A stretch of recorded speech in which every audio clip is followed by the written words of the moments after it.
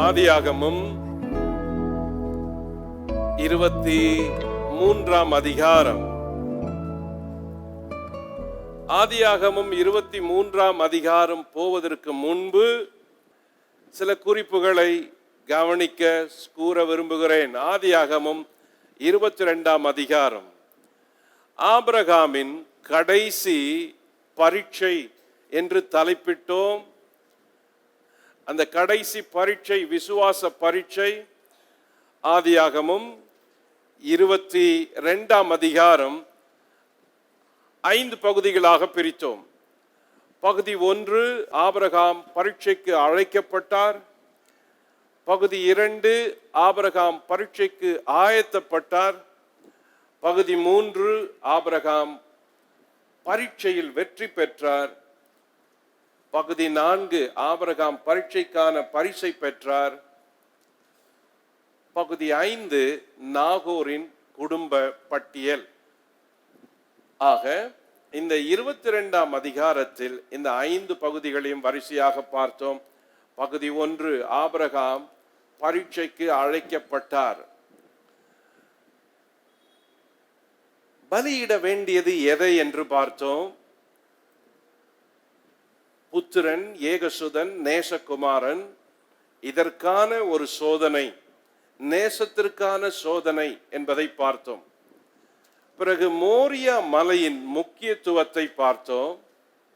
மோரியா மலை நான் குறிக்கும் மலை என்று ஆபிரகாமுக்கு தேவன் குறித்த இடத்திற்கு போகும்படி சொன்னார். மோரியா என்றால் யெகோவாவினால் அழிக்கப்பட்டது என்று பொருள். இது பெயர்சபாவில் இருந்து 50 மைல், அதாவது 90 கிலோமீட்டர் தொலைவில் இருந்தது. பெயர்சபாவில் ஆபிரகாம் குடியிருந்தார். அங்கிருந்து மோரியாவுக்கு போகும்படி தேவன் கட்டளையிட்டார். அது 90 கிலோமீட்டர் தொலைவில் இருந்த ஒரு இடம். இந்த மோரியாவின் சிறப்பு தான் ஆபிரகாம் ஈசாக்கை பலியிட்டார். இந்த மோரியாவில் தான் தாவீது அர்வனாவின் களத்தில் வாங்கி கர்த்தருடைய தூதனுக்கு பலியிட்டார். இந்த மோரியாவில் தான், அதே இடத்தில் தான் சாலமோன் பின் நாட்களிலே தேவாலயம் கட்டினான். பிறகு அதே இடத்தில் தான் தேவகுமாரனாகிய இயேசு கிறிஸ்து எருசலேமில் பலியிடப்பட்டார். அன்றைய மோரியா பிறகு இன்றைய எருசலேம் பகுதியாக இருக்கிறது.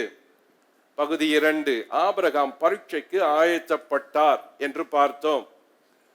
என்ன பரீட்சை? அவர் பிரயாணத்தில் போகும்பொழுது எப்படிப்பட்ட ஆயத்தங்களை மேற்கொண்டார்?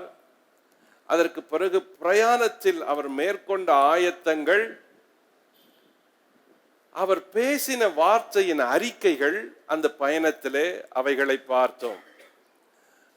பகுதி 3, ஆபிரகாம் பரீட்சையில் வெற்றி பெற்றார் என்பதை பார்த்தோம். அந்த மோரியாவில் என்ன நடந்தது? ஆபிரகாம் பலிபீடத்தை கட்டினார். ஆபிரகாம் ஈசாக்கை கட்டினார். பிறகு ஆபிரகாம் கத்தியை எடுத்து மகனை வெட்டி பலியிடும்படி கை ஓங்கினார். இதுதான் மோரியாவில் நடந்தது. ஆனால் தேவன் அதற்கு இடம் கொடுக்கவில்லை. நரபலிக்கோ தன் மகனை பலியிடவோ தேவன் விரும்பவில்லை. மாறாக தேவன் அதை தடுத்து தன்னுடைய அன்பை திரும்பவும் உறுதிப்படுத்தினார். ஆனால் ஈசாக்கை பலியிட வேண்டிய இடத்திலே ஒரு ஆடு இருந்தது. அந்த ஆடு முள்ளிலே சிக்கியிருந்தது. ஆபிரகாம் அதை கண்களை ஏறிட்டு பார்த்தபோது அந்த ஆட்டை கொண்டு வந்து பலியிட்டார். அன்று முதல் அந்த இடத்திற்கு யெகோவா ஈரே என்று பெயர் வந்தது. யெகோவா ஈரே என்றால் கர்த்தருடைய பர்வதத்தில் பார்த்து கொள்ளப்படும் என்று பொருள். ஆங்கிலத்தில் சொல்லப்படுகிற அந்த பொருளுக்கும் தமிழில் சொல்லப்படும் பொருளுக்கும் நல்ல வித்தியாசம் இருப்பதை போன வாரம் சொன்னேன். அந்த மூல மொழிபெயர்ப்பு வார்த்தையான யெகோவா ஈரே என்ற வார்த்தையின் பொருள் தமிழிலே சரியாக பயன்படுத்தப்பட்டிருக்கிறது ஆங்கிலத்தை விட. யெகோவா ஈரே என்ற வார்த்தைக்கு ஆங்கிலத்தில் வரும்பொழுது the Lord will provide என்று சொல்லப்படுகிறது. ஆனால் அதே தமிழிலே வரும் பொழுது தேவன் உனக்கு தருவார் என்று பொருளில் வரவில்லை. கர்த்தருடைய பர்வதத்தில் பார்த்து கொள்ளப்படும். அந்த பார்த்து கொள்ளப்படும் என்ற பொருள் வார்த்தை அந்த யெகோவா இரே என்ற மூல வார்த்தைக்கு சரியான மொழிபெயர்ப்பில் கொண்டு வரப்பட்டு இருக்கிறது. ஆகவே அதை மொழிபெயர்த்தவர்களை பாராட்டினோம். நல்ல மொழிபெயர்ப்பு என்று. யெகோவா ஈரே என்பதின் பொருளை பார்த்தோம். பிறகு ஆபிரகாம் ஈசாக்கை மோரியா மலையில் பலியிட்ட போது அதே போல ஒரு பலியை அதே போல ஒரு இடத்திலே பின்னாட்களிலே தேவன் தம்முடைய குமாரனாகிய இயேசுவை பலியிட்டார். ஆக ஈசாக்குக்கும் இயேசுவுக்கும் இருந்த ஒற்றுமைகளை கவனித்தோம். அந்த ஒற்றுமைகள் ஏறக்குறைய 10 ஒற்றுமை இருந்தது. அந்த 10 ஒற்றுமைகளை பார்த்தோம். அதற்கு பிறகு ஈசாக்குக்கும் இயேசுவுக்கும் இருந்த எல்லா ஒற்றுமைகளையும் முடித்து பகுதி 4ற்கு சென்றோம். தேவன் ஆபிரகாமுடைய விசுவாச பரீட்சையில் அவன் வெற்றி பெற்றதினால் அவருக்கு என்ன பரிசை கொடுத்தார் என்று. தேவன் அவருக்கு தூதனானவர் முதல் முறை தோன்றி ஆபிரகாம் செய்த காரியத்தை பாராட்டினார்.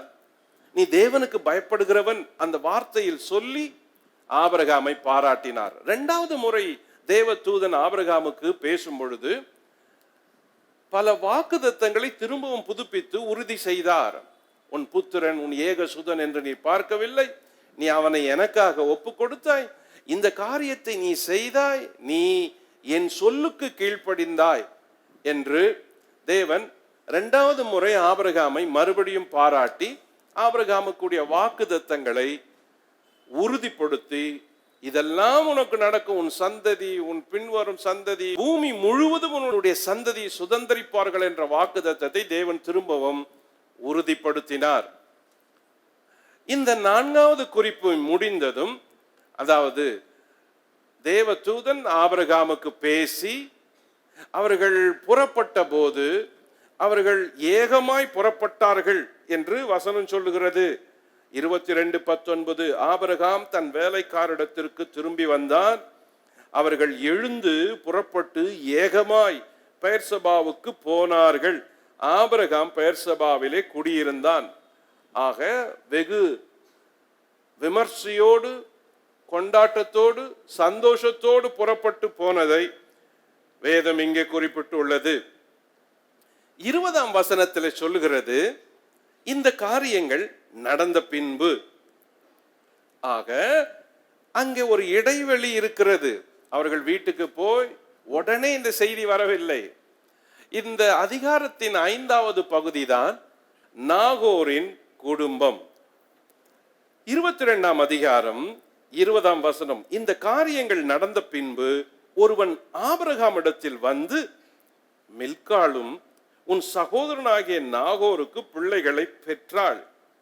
அவர்கள் யார் என்றால், முதற் பேரான ஊத்ஸ், அவன் தம்பியாகிய பூஸ், ஆராமுக்கு தகப்பனாகிய கேமுவேல், கேசெத், ஆசோ, பில்தாஸ், இத்லாப், பெத்துவேல் என்பவர்கள்.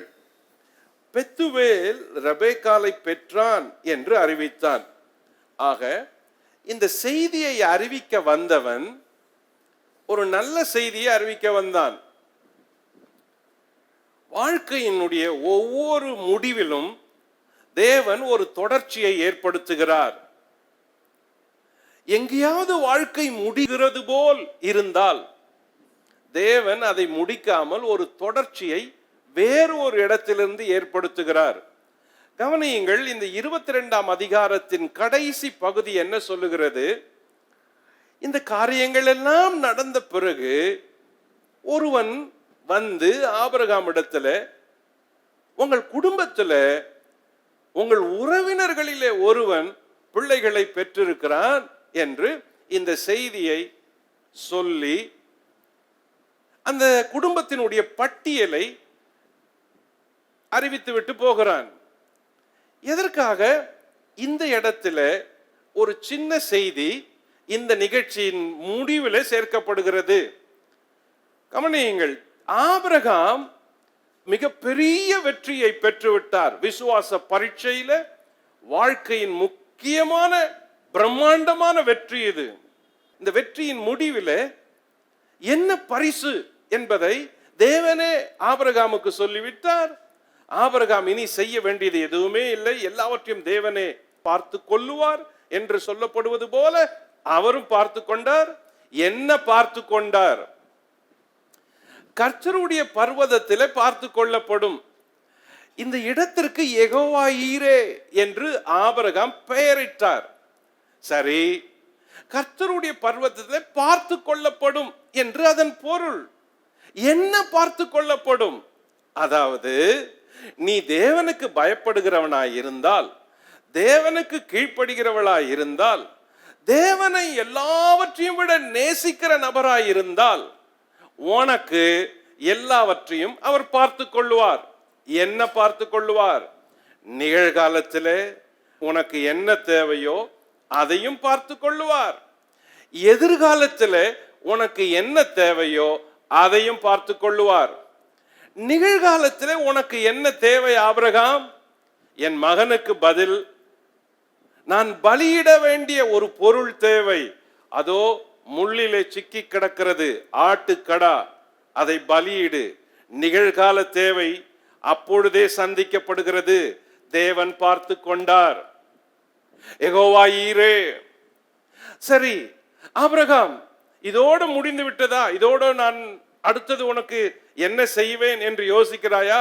இதோ பார், இன்று உனக்கு எப்படி நான் ஒரு ஆட்டுக்கடாவை கொடுத்தேனோ, உன் மகனுக்கு பதிலாக பலியிடும்படி, நீ தேடாத ஆடு, நீ கண்டுபிடிக்காத ஆடு, நீ அலைந்து அதை பிடித்து கொண்டு வராமல் ஏற்கனவே நான் உனக்காக ஆயத்தம் பண்ணி, ஒருவேளை நீ பரீட்சையில வெற்றி பெற்று விட்டால் நீ என்ன செய்வாய் என்பது உனக்கு தெரியாது, ஆனால் எனக்கு தெரியும். உனக்காகவே நான் ஏற்கனவே அதை ஆயத்தப்படுத்தி அதை அங்கே சிக்க வைத்து அதை உனக்காகவே இத்தனை மணி நேரம் காக்க வைத்தேன். ஆக நிகழ்காலத்தில் உனக்கு என்ன தேவை என்பது எனக்கு தெரியும், உனக்கு தெரியாது. ஆக அதை கொடுப்பதற்கு நான் ஆயத்தமா இருக்கிறேன். யெகோவா ஈரே, தேவன் பார்த்து கொள்ளுவார். சரி, இதற்கு பிறகு உனக்கு என்ன தேவை இருக்க போது என்று நினைக்கிறாயா? கவனி, இப்பொழுது உன் பையன் இளையவன், உன் பையன் வளர்ந்து வாலிபனாகி அவனுக்கு ஒரு வாழ்க்கை துணை தேவைப்படுமே, அதை கூட நான் பார்த்து கொள்ளுகிறேன். காரணம், இந்த செய்தி முடிந்ததும் எதிர்காலத்தில் தேவன் ஈசாக்குக்கு கொடுக்க போகிற ஒரு மனைவியை, ரெபெக்காளை தேவன் பிறக்க வைத்து ஒரு வீட்டிலே வளர வைத்து அவள் இங்கே வந்து வாழ்க்கைப்பட வேண்டும் என்ற ஒரு ஆயத்தத்தை அனாதி தீர்மானமாய் தேவன் மனதிலே முடிவெடுத்து அதை எடுத்து வைத்திருக்கிறார். தேவன் பார்த்து கொள்ளுவார். யெகோவா ஈரே எதை பார்த்து கொள்ளுவார்? ஒவ்வொருவருடைய எதிர்காலத்தையும் தேவன் பார்த்து கொள்ளுவார். இந்த இடத்துல ஆபிரகாமுடைய முழு பரீட்சை வெற்றி, முழு கொண்டாட்டம், முழு குடும்பமும் இந்த வெற்றியிலே களி கூறுகிறது. இப்பொழுது தேவன் இந்த வெற்றி பெற்ற இந்த குடும்பத்திற்கு, இந்த வீட்டாருக்கு, இந்த பரீட்சையிலே பங்கேற்றானே தந்தை, தந்தையினுடைய மகன் ஈசாக்கு, எல்லாரையும் சேர்த்த தேவன் கவனத்தில் கொள்ளுகிறார். ஆபிரகாம், நீ பரீட்சையில வெற்றி பெற்றாய், நீ எனக்கு பயப்படுகிறவன், நீ எனக்கு கீழ்ப்படுகிறவன், எல்லாவற்றையும் பார்த்த நீ வெற்றி பெற்றாய். இதோ உன் சந்ததி ஆசீர்வதிக்கப்படும். வானத்தின் நட்சத்திரங்களைப் போல, கடற்கரை மணலை போல, உனக்குள்ளே பூமியில் உள்ள எல்லா வம்சங்களும் ஆசீர்வதிக்கப்பட்டிருக்கும். ஓகே, ஆபிரகாம் என்ற ஒருவனுக்கு கிடைத்த அந்த ஆசீர்வாதம். சரி, உன்னோடு கூட மோரியா மலையில் படுத்திருந்தானே கட்டப்பட்டு, உன் மகன் எதையும் செய்யவில்லை, உன்னோடு கூட வந்தான், நடந்தான், கேள்வி கேட்டு அப்பாவினிடத்தில் தெரிந்து கொள்ள வேண்டும் என்று கேட்டான். அப்பா, விறகு இருக்கிறது, நெருப்பு இருக்கிறது, ஆடு எங்கேப்பா என்று கேட்டான். அப்பா பதில் சொல்லவில்லை. மகன் முரட்டாட்டம் பிடிக்கவில்லை. மலையிலே அப்பா தன் மகனை கயிறினாலே கட்டும் பொழுது கூட மகன் அமைதியா இருந்தான், ஒப்பு கொடுத்தான், எதுவுமே செய்யவில்லை. ஒப்பு கொடுக்கிற ஒரு மகனுக்கு தேவன் என்ன வைப்பார், என்ன பரிசு வைப்பார்? அவன் பிள்ளையாண்டான். அவன் சொந்த தகப்பனுக்கே தன் பிள்ளையாண்டானுடைய எதிர்காலத்தை யோசிக்க முடியவில்லை, யோசிக்க முடியாது. யோசித்து பாருங்கள். ஈசாக்குக்கு வயது 12, 13, 14 என்று வைத்துக் கொள்ளுவோம். பிள்ளையாண்டான் என்றால் அந்த வயதில் தான் இருக்கும். குறைந்தபட்சம் 9 ஒரு 13 அவர்கள் தான் பிள்ளையாண்டான். 16, 17, 18 எல்லாம் வாலிப பிள்ளைகள் என்று சொல்லலாம். வாலிபன் என்று இங்கு குறிப்பிடவில்லை. அந்த பிள்ளையாண்டான் அவனை குறித்து ஒரு வயதான அப்பா எதையெல்லாம் யோசித்திருப்பார். எனக்கே வயதாகிவிட்டது, வயதான பொழுது எனக்கே பிள்ளை பிறந்துட்டான், இந்த பிள்ளைய நான் எப்போ வளர்த்து எடுத்து எப்போ ஆளாக்கி எப்போ நான் இவனுக்கு வாழ்க்கையை அமைச்சு கொடுப்பேன், அது வரைக்கும் நான் உயிரோடு இருப்பேனா? இப்படியெல்லாம் ஒரு தகப்பனுக்கு தாய்க்கும் நியாயமான யோசனைகள் வரும். வயோதிப காலத்துல பிள்ளைய பெற்றெடுத்தா ரொம்ப சீக்கிரமா இறந்துட்டா என்ன ஆகும், செத்துட்டா என்ன ஆகும், யார் இருக்கிறா, யார் வளர்ப்பா, அப்படியெல்லாம் யோசிக்க கூடிய ஒரு நேரம் நிர்பந்தம் இருக்கும்.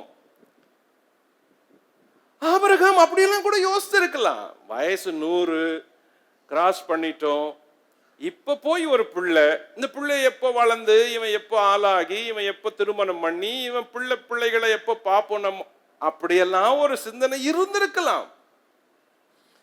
தேவனோ ஆபிரகாமே, எனக்கு தெரியும் நான் தான் உனக்கு லேட்டா பிள்ளைய கொடுத்தது, ஆனா இந்த பிள்ளையினுடைய எதிர்காலம் உனக்கு தெரியாது இருக்கலாம், ஆனா இந்த பிள்ளையினுடைய எதிர்காலம் எனக்கு தெரியும், அதனால நான் அதை பார்த்து கொள்ளுவேன். யெகோவா ஹீரே, தேவன் பார்த்து கொள்ளுவார், என்ன பார்த்து கொள்ளுவார்.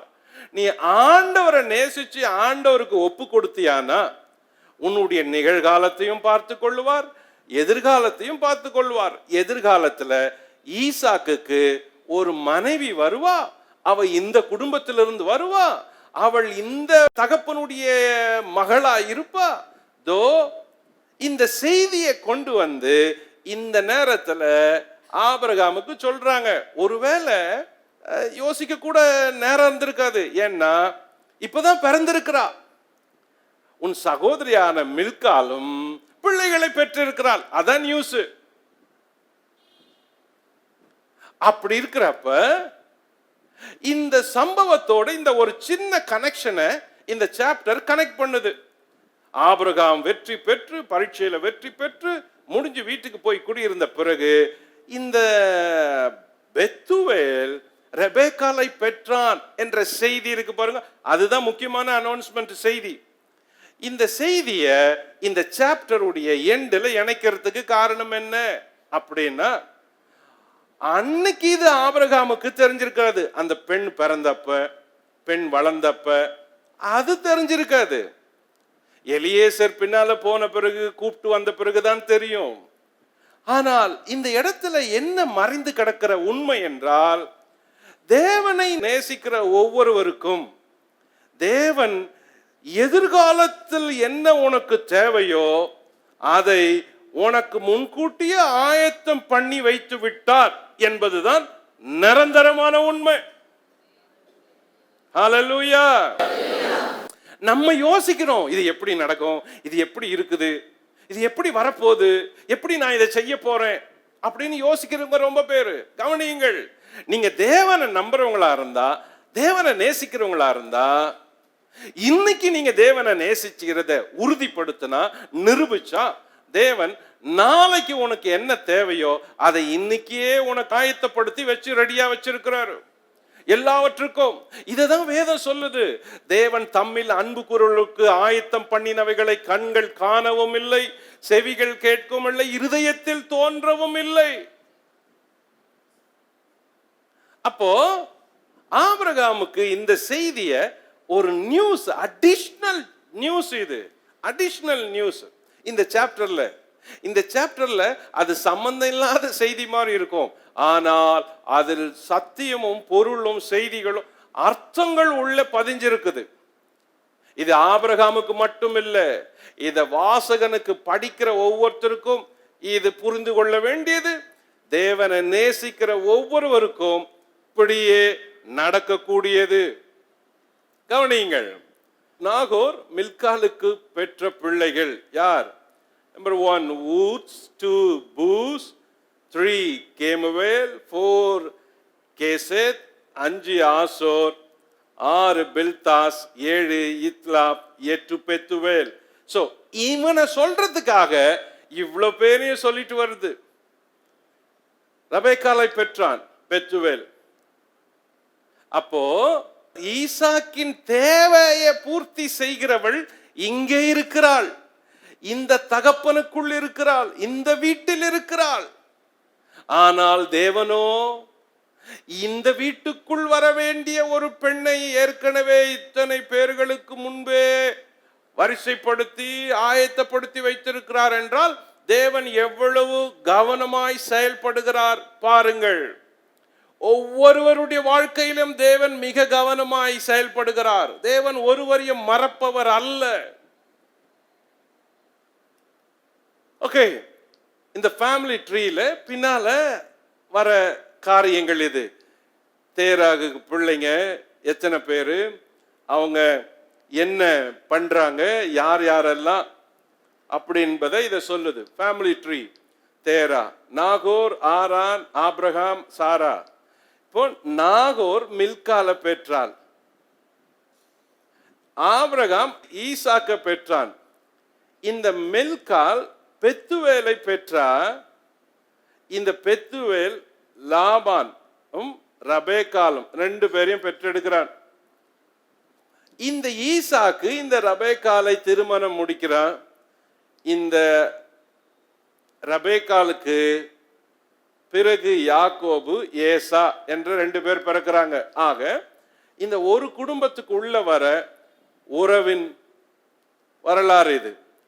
நாகோர் ரேமாலுக்கு பெற்ற பிள்ளைகள். இது அவனுக்கு இருந்த இன்னொரு மனைவி தேபா, காகாம், தாகாஸ், மாகா என்பவர்கள். ஆக இந்த 22ஆம் அதிகாரம் ஒரு நல்ல செய்தியோடு முடிகிறது. ஆதியாகமம் 23ஆம் அதிகாரம். ஆதியாகமம் 23ஆம் அதிகாரம். இவ் அதிகாரம் மிக முக்கியமான அதிகாரம், ஆனால் சோகமான அதிகாரம். இவ் அதிகாரத்திற்கு ஆபிரகாமின் இழப்பு என்று தலைப்பிடலாம். ஏன்? ஆதியாகமம் 21ஆம் அதிகாரம். அந்த 21ஆம் அதிகாரத்தில் தான் ஈசாக்கு பிறக்கிறான் என்பதை சொல்லுகிறது. ஈசாக்கு பிறக்கும் போது ஆபிரகாமுக்கு வயது 100, சாராளுக்கு வயது 90. 23ஆம் அதிகாரம் வரும் பொழுது சாராள் மரிக்கிறாள். அதாவது ஆதியாகமம் 21ஆம் அதிகாரத்திற்கும் 23ஆம் அதிகாரத்துக்கும் இடைவெளி 27 வருஷம். ஜஸ்ட் ஒரு சாப்டர் தள்ளி. அப்போ 21ஆம் அதிகாரத்துக்கும் 23ஆம் அதிகாரத்துக்கும் இடைவெளி 27 வருஷம். ஆதியாகமம் 22ஆம் அதிகாரத்தில் மோரியா என்ற இடம் முக்கியமான இடம் என்று கூறலாம். அதே போல ஆதியாகமம் 23ஆம் அதிகாரத்தில் மக்கபேலா என்ற இடம் முக்கியமான இடம் என்று கூறலாம். ஆதியாகமம் 23 ஆபிரகாம் கானானை சேர்ந்து 62 வருடங்கள் கழித்து சாராளை இழக்கிறான். 62 வருஷம் கழிச்சு அவங்க போய் கானான்ல சேர்ந்த பிறகு எப்படி? ஆபிரகாம் கானானுக்கு வந்தபோது வயது 75, அப்பொழுது சாராளுக்கு வயது 65. சாராள் மரிக்கும் பொழுது வயது 127. கவனிப்போம், இந்த அதிகாரம் முழுவதும் சவ அடக்கத்திற்கான செய்தியை கூறுகிறது. இவ் அதிகாரத்தில் வரும் நபர்கள்: நம்பர் 1 ஆபிரகாம், நம்பர் 2 ஏத்தின் புத்திரர், நம்பர் 3 எப்பேரோன் என்பவன். இந்த அதிகாரத்தில் வரும் இடங்கள் கீரியாத் அர்பா, பழைய பெயர் அது, பின் நாட்களில் அதனுடைய பெயர் எபிரோன். எபிரோனுக்கு 2 பேரு. பழைய பெயர் கீரியாத் அர்பா, புதிய பேரு Hebron. Okay. Number 2 Mamre, number 3 மக்கபேலா. இந்த அதிகாரத்தில் வரும் முக்கிய இடங்கள். ஆதியாகமம் 23ஆம் அதிகாரத்தை 4 பகுதிகளா பிரிக்கலாம். பகுதி 1, ஆபிரகாம் சாராளின் மரணத்தால் துக்கித்தது. ஆதியாகமம் 23, 1, 2.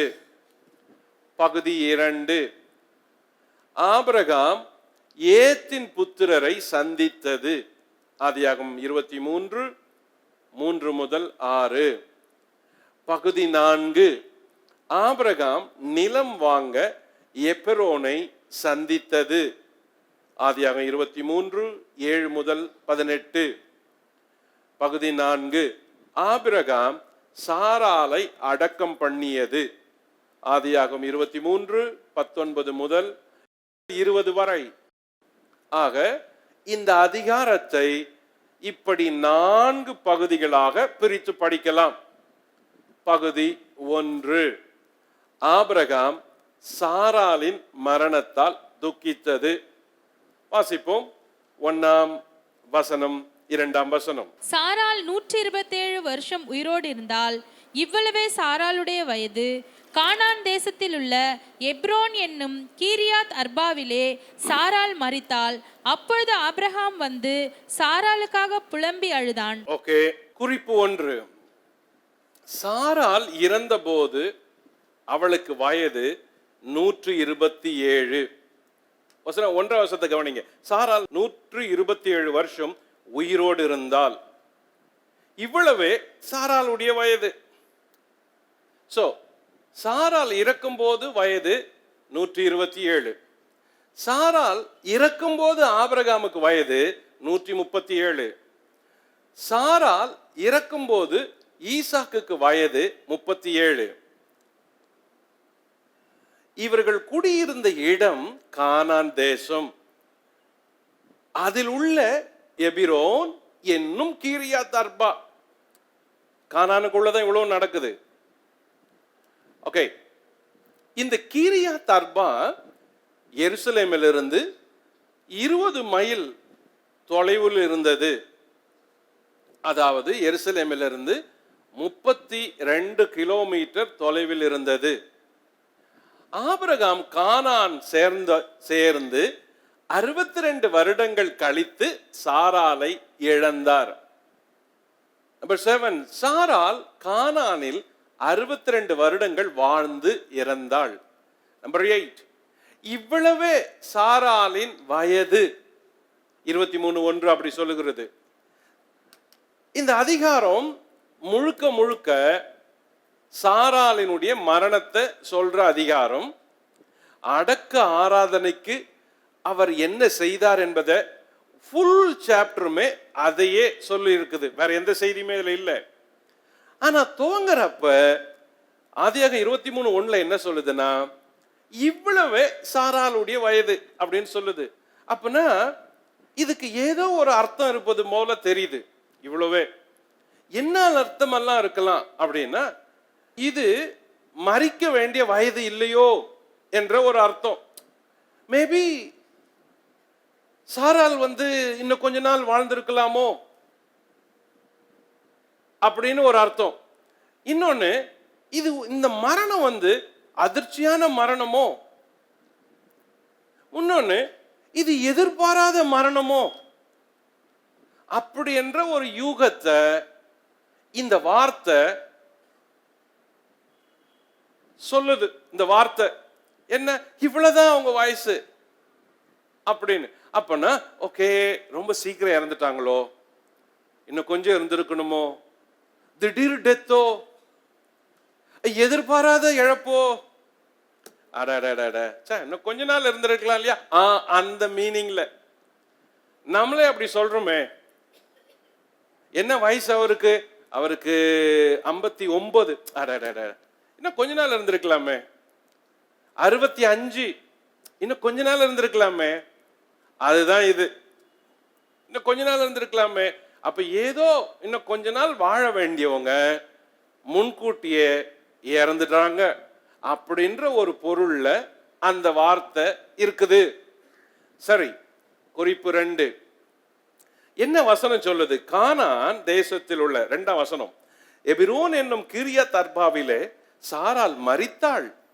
அப்பொழுது ஆபிரகாம் வந்து சாராளுக்காக புலம்பி அழுதான்.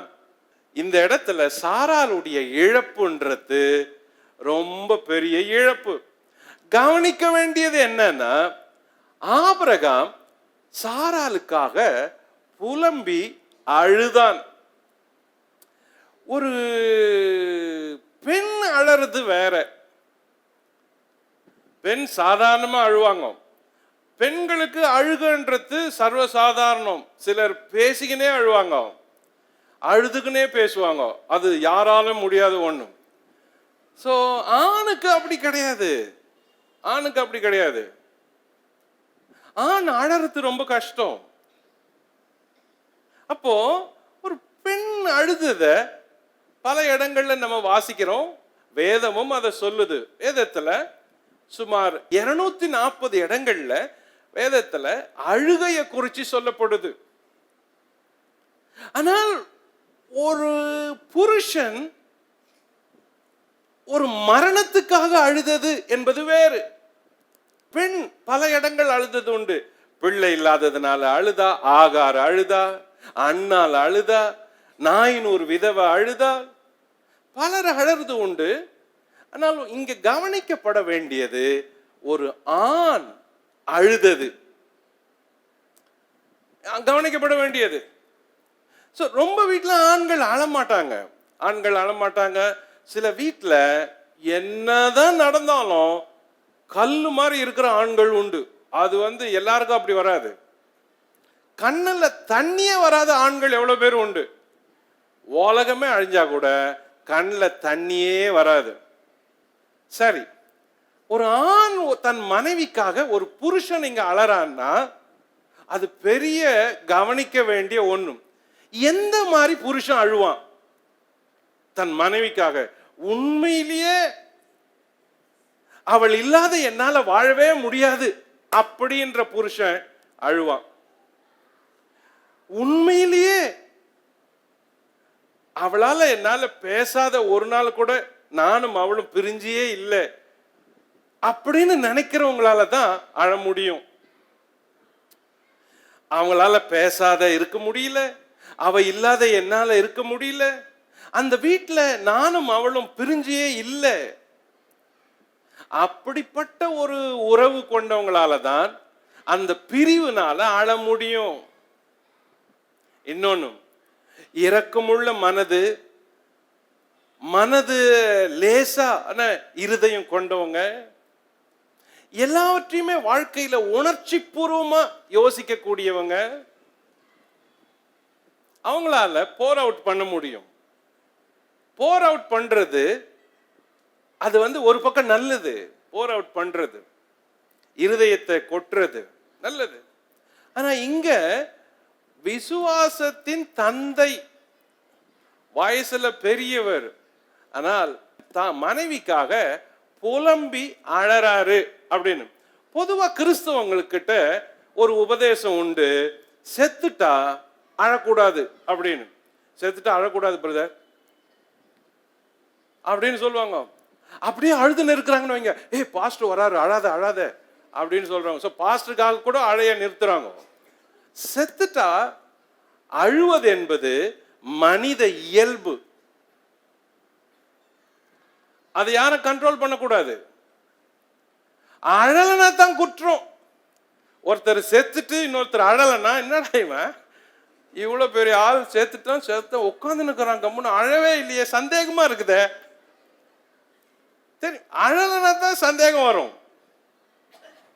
ஆனா அது உபதேசமாக்க கூடாது. சாவுல யாருன்னா செத்துட்டா, நமக்கு வேண்டியவங்க பிரியமானவங்க குடும்பத்துல இறந்தால் அழக்கூடாது அப்படின்னு யாரையும் சொல்லக்கூடாது. ஏன்? மரணம்ன்றது இழப்பு, அது பெரிய லாஸ், பெரிய லாஸ். அதுக்கு என்ன கொடுத்தாலும் திரும்ப கெயின் பண்ணவே முடியாது. அப்போ பெருசா இழந்தவன் தான் வேற வழியே இல்லைன்னு அழுவா. ஓகே, ஏன் இங்க அழுகையை குறித்து பேசப்படுது? கவனிங்க, கிறிஸ்தவர்கள் மரித்தவர்களுக்காக அழலாமா? அப்படி யாருன்னா சொன்னா, உங்களுக்கு யாருன்னா சொன்னா, போதிச்சா நீங்க என்ன சொல்லணும்? நியாயமா அவங்க என்ன சொல்லுவாங்க? செத்துட்டு அழக்கூடாது. பாருங்க வசனம் பாருங்க, 1 தெசலோனிக்கேயர் 4:13 காட்டுவாங்க. காரணம் வாசிப்போம், பவுல் என்ன சொல்லி இருக்கிறாருன்னு. அன்றியும் சகோதரரே, நித்திரை அடைந்தவர்கள் நிமித்தம் நீங்கள் நம்பிக்கையற்றவர்களான மற்றவர்களைப் போல துக்கித்து அறிவில்லாதிருக்க எனக்கு மனதில்லை. என்ன சொல்றாரு? அழக்கூடாது அப்படின்னு சொல்றாரோ? அப்போ அழுகைய பத்தி அவர் சொல்லல, துக்கமா இருக்கிறத பத்தி சொல்றாரு. நம்பிக்கையே இல்லாதவங்க அழற மாதிரி. சரி, மரணத்துல நம்பிக்கை இல்லாதவன் எப்படி அழுவான்? அவங்க எப்படி அழுவாங்க? உதாரணம், இப்ப வாங்க மாத்யூ 9ஆம் அதிகாரத்துக்கு வாங்க. இங்க கவனிங்க, நம்பிக்கை இல்லாதவங்க எப்படி அழறாங்க அப்படின்னு. 18 கவனிங்க. அவர் இவைகளை அவர்களுக்கு சொல்லிக் கொண்டிருக்கையில் தலைவன் ஒருவன் வந்து அவரை பணிந்து என் மகள் இப்பொழுதுதான் மரித்து போனாள், ஆகிலும் நீர் வந்து அவள் மேல் உமது கையை வையும், அப்பொழுது பிழைப்பாள் என்றான். ஓகே, 23. இயேசுவானவர் தலைவனுடைய வீட்டிலே வந்து வராரு, டெத் வீட்டுக்கு வராரு. தாரை ஊதுகிறவர்களையும் தாரை ஊதுறாங்க, இறைகிற ஜனங்களையும். லிசன், அழுகிற ஜனங்கள் இருக்கா? இறைகிற ஜனங்கள். அது என்ன இறைகிற ஜனங்கள்? சாவுல இப்படி கூட அழறவங்க உண்டு. இறைகிற ஜனங்க இறைச்சலா இருக்குது இல்ல, அந்த இறைச்சல் சொல்லல. நம்பிக்கையே இல்லாத, ஒரு நம்பிக்கையும் இல்லாத அழுவாங்கல்ல, அந்த மாதிரி ஜனங்கள் உண்டு. ஆனா இயேசு அவங்கள அப்படி பார்க்கல, மரணத்தை அப்படி பார்க்கல. என்ன சொல்றாரு இயேசு வந்து? அடுத்த வசனம், விலகுங்கள், இந்த சிறு பெண் மரிக்கவில்லை, நித்திரையா இருக்கிறாள். கவனிங்க, மரிச்சிட்டா. ஆனா இயேசு பார்க்கறப்ப அத மரணமா பார்க்கல, நித்திரையா பார்க்கறாரு. அப்ப கிறிஸ்தவங்க ஏன் மரிச்சவங்களுக்கு அழக்கூடாது அப்படின்னா, அழலாம், ஆனா இந்த மாதிரி இறைச்சல் அழக்கூடாது. நம்பிக்கையே இல்லாத, நித்திய நம்பிக்கை இல்லாத அந்த மாதிரி இறைச்சல் அழக்கூடாது. அந்த மாதிரி ஆளுங்க வேற மாதிரி, மரணத்துக்கு அழறவங்க அது வேற குரூப். ஆனால் கிறிஸ்தவங்களுக்கு மரணத்துல அழலாமனா, இருதயம் போர் அவுட் பண்றது, அழறது மனித இயல்பு. ஆனால் நிரந்தர நம்பிக்கை ஒண்ணு இருக்குது. மரணம்ன்றது நித்திர, அது ஒரு தூக்கம் மாதிரி. அதனால கிறிஸ்தவ நம்பிக்கை என்ன சொல்லுது? ஓகே, இப்பதான் இழந்தேன், பூமியில தான் இழந்திருக்கிறேன், அதனால ஆனாலும் சரீரப்படியான இழப்பு அது. உண்மையா நான் அவங்கள ஒரு நாள் சந்திப்பேன். இப்ப அவங்க தூங்குறாங்க. சோ இங்க மரணம் இல்ல, மரணத்துக்கு மறுபெயர் நித்திரை, தூங்க போயிட்டாங்க. அப்போ இந்த இறைகிற கூட்டம் இருக்குது, இதுதான் அந்த மரணத்துக்கு நம்பிக்கை இல்லாத அழற கூட்டம். இன்னும் ஒரு சிலர் சாவுக்கு அழக்கூடாது அப்படின்னு சொல்றவங்க, வசனத்தை இப்படி படிக்கிறவங்க, இந்த டக்குன்னு கண்ணு மூடி இப்படி திறப்பாங்களே, இப்படி படிக்கிற குரூப். அவங்க எதில பார்த்து இப்படி சொன்னாங்கன்னா, எரேமியாவில் ஒரு வசனம் வரும். எரேமியா 22 எடுங்க பாப்போம். எரேமியா 22:10. மரித்தவனுக்காக அழ வேண்டாம், அவனுக்காக பரிதபிக்கவும் வேண்டாம்.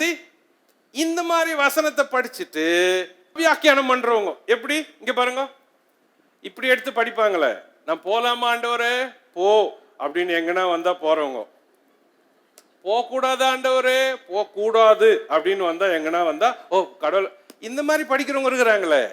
இந்த மாதிரி படிக்கிறவங்களுக்கு இந்த வசனம் தான் ஹெல்ப் பண்ணும். என்ன, இந்த பாருங்க, மரித்தவனுக்காக அழ வேண்டாம் பைபிள் சொல்லுது பிரதர், பைபிள் சொல்லுது செத்துட்டா அழக்கூடாது அப்படின்னு சொல்லுது. அது அத சொல்லல, அதுக்கு மேல ஒரு செய்தியை சொல்லிட்டு கீழே ஒரு செய்தியை சொல்லிட்டு, ஓகே உங்க ஊர்ல ஆளுங்க எல்லாம் பாபிலோனுக்கு சிறையா போவாங்க, ராஜா வந்து எல்லாரையும் பிடிச்சிட்டு போவான், இங்க இருக்கிற ஊரை அழிப்பான், தேவாலயத்தை இடிப்பான், ஜனங்களை கட்டி கொண்டு போவான்.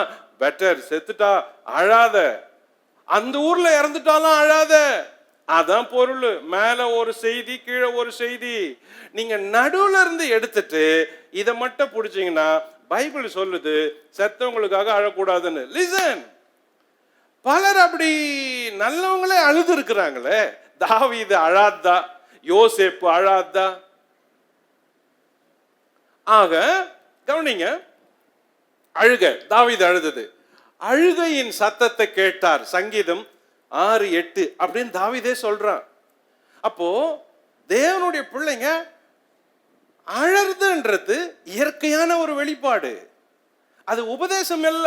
உபதேசத்தை போட்டு அந்த அழுகையை தடுத்து நிறுத்தக்கூடாது, அது தப்பு. ஓகே, இங்க சங்கீதம் 84:6 அழுகையின் பள்ளத்தாக்கை உருவ நடந்தார்கள். யாரு? தேவனை நம்புறவங்க. அவர்கள் தேவனை நம்பி விசுவாசிக்கிற ஜனங்கள் அழுகையின் பள்ளத்தாக்க உருவ நடக்கிறாங்க. இன்னொன்னு, இயேசு கண்ணீர் விட்டார். யோவான் 11:35. முதல் பாட்டிங்க பேர பிள்ளைங்களுக்கு கத்து கொடுக்கிற வசனம் இதான். நல்ல வசனம் இல்ல, அழற வசனம் தான் அது கூட. இயேசு கண்ணீர் விட்டார். அப்புறம் இன்னொன்னு, ஜீவ அப்பம் நானே. எங்க பாட்டி எனக்கு கத்து கொடுத்தது அது. இயேசு எங்க கண்ணீர் விட்டார்? மரணத்துல, மரண வீட்டுல. தேவகுமாரனாகிய இயேசுவே ஒரு சாவு வீட்டுல அவங்க சொன்னதை கேட்டு, பார்த்ததை கேட்டு, அழுததை கேட்டு இயேசு கண்ணீர் விட்டாராம். ஏன்? மனது உருக்கம் உள்ளவர், இலகிய மனசு உள்ளவர். யாருன்னா அழுத பார்த்தா தாங்காதவர். கண்ணீர் விட்டாராம் இயேசுவே. இன்னொரு இடத்துல இயேசு கண்ணீர் விட்டாரு. எருசலேம் நகரத்தை பார்த்து கண்ணீர் விட்டாரு. இது மினிஸ்ட்ரி கண்ணீர், ஊழியத்துக்காக அழுறது. ஐயோ இந்த மக்கள் அழிறாங்க கீழ்ப்படியில, எருசலேம் நகரத்தார் என்ன புறக்கணிக்கிறாங்க அப்படின்னு. லிசன், வெளிப்படுத்தல் 21:4 கிறிஸ்தவங்க பரலோகம் போயிட்டா அவங்களுக்குன்னு சொல்ற வசனம் என்ன சொல்லுது தெரியுமா? பரலோகத்துல இனி கண்ணீர் இல்லை, அவர்கள் கண்ணீர் யாவையும் துடைப்பார், இனி மரணம் இல்லை. ஏன் அப்படி சொல்லுது? பரலோகத்துல அந்த வசனம் சொல்லுது, இனிமே பரலோகம் வந்துட்டீங்கல்ல, இனிமே நீங்க அழவே மாட்டீங்க. இவ்வளவு நாள் மரணத்துல கூட அழுது இருக்கலாம், மரணம் இல்லை இனிமே. அப்போ ஜனங்களுக்கு தவறா போதிக்க கூடாது. ஜனங்களை போட்டு டைட்டா உபதேசத்துல போட்டு கட்டி பாரங்களை சுமத்த கூடாது, அவங்க மேல பாரங்களை சுமத்த கூடாது. ஜனங்களை சுதந்திரவாளியா இருக்கணும். நியாயப்பிரமாணம்ன்றது கடினமானதை கொண்டு போய் ஒவ்வொருத்தர் மேலையும் வைக்குது, நியாயப்பிரமாணம் வைக்குது, சுமக்க முடியல. ஆனா கிருபை எல்லாரையும் விடுவிக்குது. ஃப்ரீயா வா, இதுல என்ன இருக்குது? அழ, இதுல என்ன இருக்கு? சிரி, இதுல என்ன இருக்கு? சந்தோஷமா இரு, இதுல என்ன இருக்கு? அப்போ கிருபை ஜனங்களை சந்தோஷமாக்குது. மரணத்துல அழக்கூடாது அப்படின்னு சொல்றது தவறு. இந்த இடங்கள்ல இருந்து, இந்த அதிகாரத்தில இருந்து, ஆபிரகாம் விசுவாசிகளின் தகப்பன். அவர் விசுவாசிக்காதே நம்ம விசுவாசத்துல போறோம். அவர் எவ்வளவு பெரிய தகப்பன். அந்த தகப்பனே தான் வீட்டுல ஒரு மரணம் வந்தப்ப அவரே அழறாரு. சோ இந்த அதிகாரம் அதை தான் சொல்லுது. பகுதி 2, ஆதியாகமம் 23 அதிகாரம் பகுதி 2. ஆபிரகாம் ஏத்தின் புத்திரரை சந்தித்தது பார்ப்போம். பின்பு ஆபிரகாம் பிரேதம் இருந்த இடத்திலிருந்து எழுந்து போய் ஏத்தின் புத்திரரோட பேசி நான் உங்களிடத்தில் அந்நியனும் பரதேசியுமாய் இருக்கிறேன். என்னிடத்தில் இருக்கிற இந்த பிரேதம் என் கண்முன் இராதபடிக்கு நான் அதை அடக்கம் பண்ணுவதற்கு உங்களிடத்தில் எனக்கு சொந்தமாக ஒரு கல்லறை பூமியை தர வேண்டும் என்றான். அதற்கு ஏத்தின் புத்திரர் ஆபிரகாமுக்கு பிரதியுத்தரமாக, எங்கள் ஆண்டவனே, நாங்கள் சொல்லுகிறதை கேளும். எங்களுக்குள்ளே நீர் மகா பிரபு. எங்கள் கல்லறைகளில் முக்கியமானதிலே பிரேதத்தை அடக்கம் பண்ணும். நீர் பிரேதத்தை அடக்கம் பண்ண எங்களில் ஒருவனும் தன் கல்லறையை உமக்கு தடை செய்வதில்லை என்றார்கள். ஓகே, இங்க என்ன நடக்குது? ஃபர்ஸ்ட் ஸ்டெப் எடுக்கிறாரு. எடுத்து ஏத்தின் புத்திரர் இடத்துல போய் இடம் கேட்கிறாரு. என் மனைவி இறந்துட்டா, அவள் பிரேதம் என் கண் முன்னே இருக்குது, நான் போய் அடக்கம் பண்ணணும் அப்படின்னு. ஸோ ஆபிரகாம் புலம்பி அழுது இப்ப அடக்கம் பண்ணணும், ரொம்ப நேரம் வச்சிருக்க முடியாது அப்படின்ற நிலைமை வந்ததும் ஏத்தின் புத்திரர் இடத்துல போய் அவர் தன்னை இப்படி அறிமுகப்படுத்துறாரு. கவனிங்க என்ன சொல்றாரு. 4ஆம் வசனம், நான் உங்களிடத்தில் அந்நியனும் பரதேசியுமாய் இருக்கிறேன் அப்படின்றாரு. ஆனா ஏத்தின் புத்திரர் இவரை பார்த்து சொல்றத கவனிங்க. ஆரம், நாங்கள் சொல்லுகிறத கேளும், எங்களுக்குள்ளே நீர் மகா பிரபு. அவனுங்க ஆபிரகாம பெரிய ரிச்சா தான் பாக்குறாங்க. Abraham was so rich. அதனால அவர் சொல்ற அப்ப போய் சொல்றாரு, நான் அந்நியனும் பரதேசியுமா இருக்கிறேன் அப்படின்னு சொல்றாரு.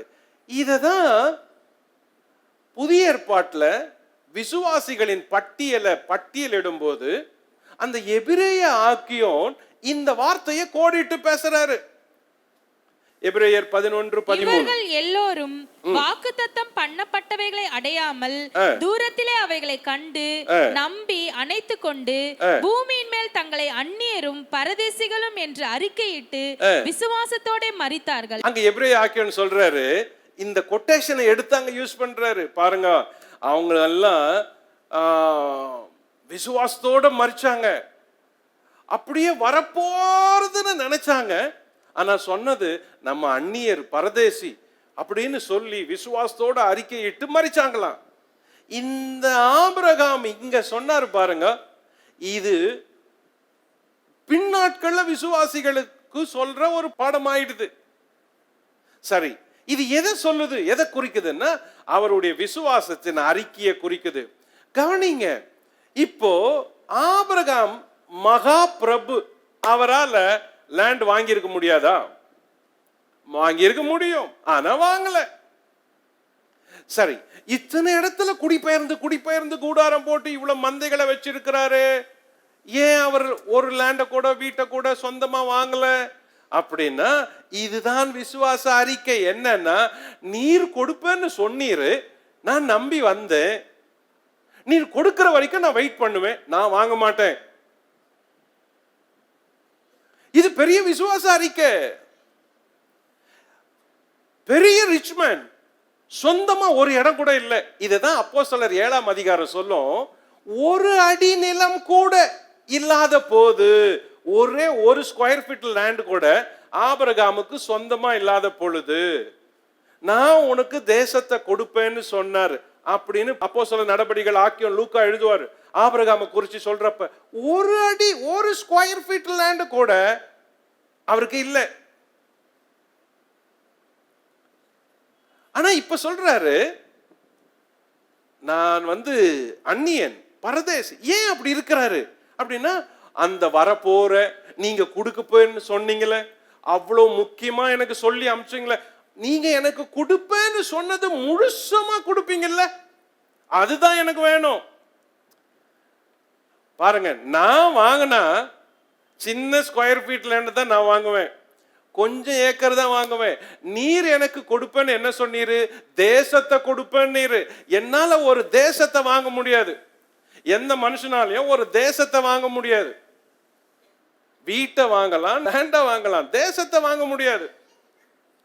கொஞ்சம் அரசியல்வாதிங்க, கொஞ்சம் பணக்காரா இருக்கிறாங்க, மறைவா தீவுகளை வாங்குறாங்க, ஆனா ஒரு தேசத்தை வாங்க முடியாது. தேசத்தை கொடுப்பேன்னு சொன்னது தேவன். அப்ப ஆபிரகாம் அந்த முழுமைக்கு காத்திருக்கிறாரு. முழுசா நீங்க கொடுப்பேன்னு சொன்னீங்கல்ல, நீங்களே தேசத்தை கொடுப்பேன்னு சொன்ன அப்ப நான் ஏன் போய் சின்ன லேண்டை வாங்கணும்? வாங்கல. முதல் முறையா ஆபிரகாம் தன் மனைவியின் மரணத்துக்காக லேண்ட் வாங்க போறார். இதெல்லாம் பெரிய சோகத்தின் வெளிப்பாடு. இதெல்லாம் நினைச்சுதான் அழ முடியும். என்ன சொல்லி வந்தார்? சாராளோட ஆபிரகாம் வரப்ப எப்படி வந்திருப்பாங்க? ஒரு பெரிய தேசத்தை தேவன் கொடுக்க போறாருன்னு அன்னைக்கே கொடுக்க போற மாதிரி நினைச்சு வந்திருப்பாங்க.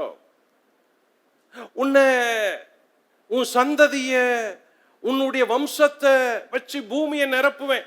ஓ, இந்த வருஷமே அது நடக்குமோ, 10 வருஷத்துல அப்படி ஆயிடும்ல அப்படின்னு நினைச்சு வந்திருப்பாங்க.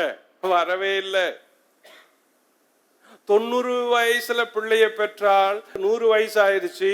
அது வரைக்கும் சந்ததி, ஒரு அடி நிலம், எதுவுமே இல்லை. முதல் முறையா போய் என் கூட வாழ்க்கையில இவ்வளோ தூரம் இதை எதிர்பார்த்து காத்திருந்து வரும்னு என் கூடவே இருந்த ஒருத்தர், அதுக்காக என்ன மாதிரியே விசுவாசிச்சு என்ன மாதிரியே எதிர்பார்த்து காத்திருந்தவ என்னை விட்டு போயிட்டாள்னா, இப்போ அவளுக்காக நான் ஒரு லேண்டை வாங்கி அவளை போய் அடக்கம் பண்றதுக்காக நான் இவ்வளவு நாள் காத்திருந்தேன். இதான் அழ வச்சது காரணம். இது மாதிரி பல காரணம். The day 1, 2, 3 இருந்து யோசிக்க வைக்கணும் என்னெல்லாம் நடந்துச்சுன்னு. அப்போ முதல் முறையா ஆபிரகாம் தனக்குன்னு சொந்தமா வாங்கினது ஒரு கல்லறை லேண்டை தான் வாங்கவே புறப்படுறாரு. அது எவ்வளவு சோகமா இருக்கும் யோசிச்சு பாருங்க. இவ்வளவு நாள் குடியிருந்து 60 வருஷத்துக்கு மேல அதே ஊர்ல இருந்து இவ்வளவு செல்வம் இருந்தோம், அதை செய்யல. அப்ப எவ்வளோ பெரிய நம்பிக்கை இருந்தா அதை தான் எபிரேய ஆக்கியோன் என்ன மீனிங்ல சொல்றாரு பாருங்க. அவ்வளோ நாள் வரும்னு காத்திருந்தாங்கல்ல, வரவே இல்லையா? ஆனா அறிக்கை பண்ணிட்டு விசுவாசத்தோட செத்துட்டாங்க. என்ன அறிக்கை பண்ணிட்டு, தேவன் எனக்கு கொடுப்பேன்னு சொன்னார்ல, அது இப்ப என் கையில கிடைக்கல இல்ல, ஆனா என் கண்ணுல பாக்குறேன் இல்ல, அது வரப்போது இல்ல, ஆனாலும் என் கையில இப்ப இல்லைனாலும் பரவாயில்ல, நான் விசுவாசிக்கிறேன், அது வரப்போது, என் கண்ணால அதை பாக்குறேன், அது வரத்துக்கு முன்னால நான் அந்நியன் பரதேசி, ஆனால் அது ஒரு நாள் வரும், நான் கடந்து பரலோகத்துக்கு போனா கூட சரி அது வந்துடும். இப்படி அறிக்கை இட்டாங்களாம். அதுதான் எபிரேய ஆக்கியோன் சொல்றான். அப்புறம் ஆபிரகாம் அந்த ஏத்தின் புத்திரத்துல போய் கேட்டது, நான் அதை அடக்கம் பண்ண வேண்டும். 23 நாள்ல அவர் சொன்ன வார்த்தைகளை கவனிப்போம். ஆபிரகாம் சொன்னது, நான் அதை அடக்கம் பண்ண வேண்டும். எதை சொல்லுது அது? அது ஒரு ஃபெய்த் டிசிப்ளினை சொல்லுது. முதல்ல ஃபெய்த் கன்ஃபெஷன், விசுவாச அறிக்கை. ரெண்டாவது ஒரு விசுவாச ஒழுங்கு, நான் அடக்கம் பண்ணணும் அதை. மூணாவது, எனக்கு சொந்தமாக ஒரு கல்லறை பூமியை தர வேண்டும். இது விசுவாச ஞானம். பாருங்க, முட்டாள் விசுவாசியா இருந்தா என்ன யோசிச்சிருப்பாரு? முட்டாள் தானமா, அவர் கொடுப்பேன்னு சொன்னாரு. ஓகே, அவர் எப்போ கொடுக்கறது? நான் ஏற்கனவே ஒரு 15, 20, 30 ஏக்கர் வாங்கி வச்சிட்டேன். ஏன்னா ஒருவேளை ஏதாவது ஆயிட்டா, பெயர் சபால ஒரு 100 ஏக்கர் வாங்கினேன், மம்ரேல ஒரு 100 ஏக்கர் வாங்கி காம்பவுண்ட் போட்டு வச்சிருக்கிறேன், எப்ரோன்ல 50 ஏக்கருக்கு பே பண்ணிருக்கிறேன். நாமளா இருந்தா அப்படிதான் செஞ்சிருப்போம், கட்டாயம் அப்படிதான் செஞ்சிருப்போம். என்ன சொல்லியிருப்போம்? அவர் கொடுப்பாரு. இதுல என்ன இருக்குது பிரதர்? கர்த்தர் தான் உங்களுக்கு தேசத்தையே கொடுப்பேன்னு சொன்னாரு. நீங்க கொஞ்சம் கொஞ்சமா வாங்கி காம்பவுண்ட் போட்டு அப்படியே போயிட்டே இருங்க, அப்புறமா தேசத்தை கொடுத்தா எல்லாம் சொந்தமாக்கி இணைச்சுக்கலாம். நம்ம விசுவாச புத்தி இப்படிதானே யோசிக்கும். நான் சொல்றது ரைட்டா தப்பா? இதுதான் யோசிப்போம். 60 வருஷமா ஒரு ஸ்கொயர் ஃபீட் லேண்ட் வாங்கல. முதல் முறையா போயிட்டு என் மனைவிக்கு கல்றைக்கு ஒரு இடம் பார்க்கலான்னு வந்தேன்னா, இத பேசுறப்பவே அழாத பேச முடியாது, அழாத பேச முடியாது. எப்படி போய் கேட்பாரு அவர்? எப்படி கேட்டிருப்பாருல்ல. இந்த சாப்டர் சோகமான சாப்டர். இந்த விசுவாச ஞானத்தை பாருங்க. ஓகே, பரவாயில்ல, அவளுக்கு இந்த பூமியில எதுவுமே இல்லாத என் கூட வாழ்ந்தா,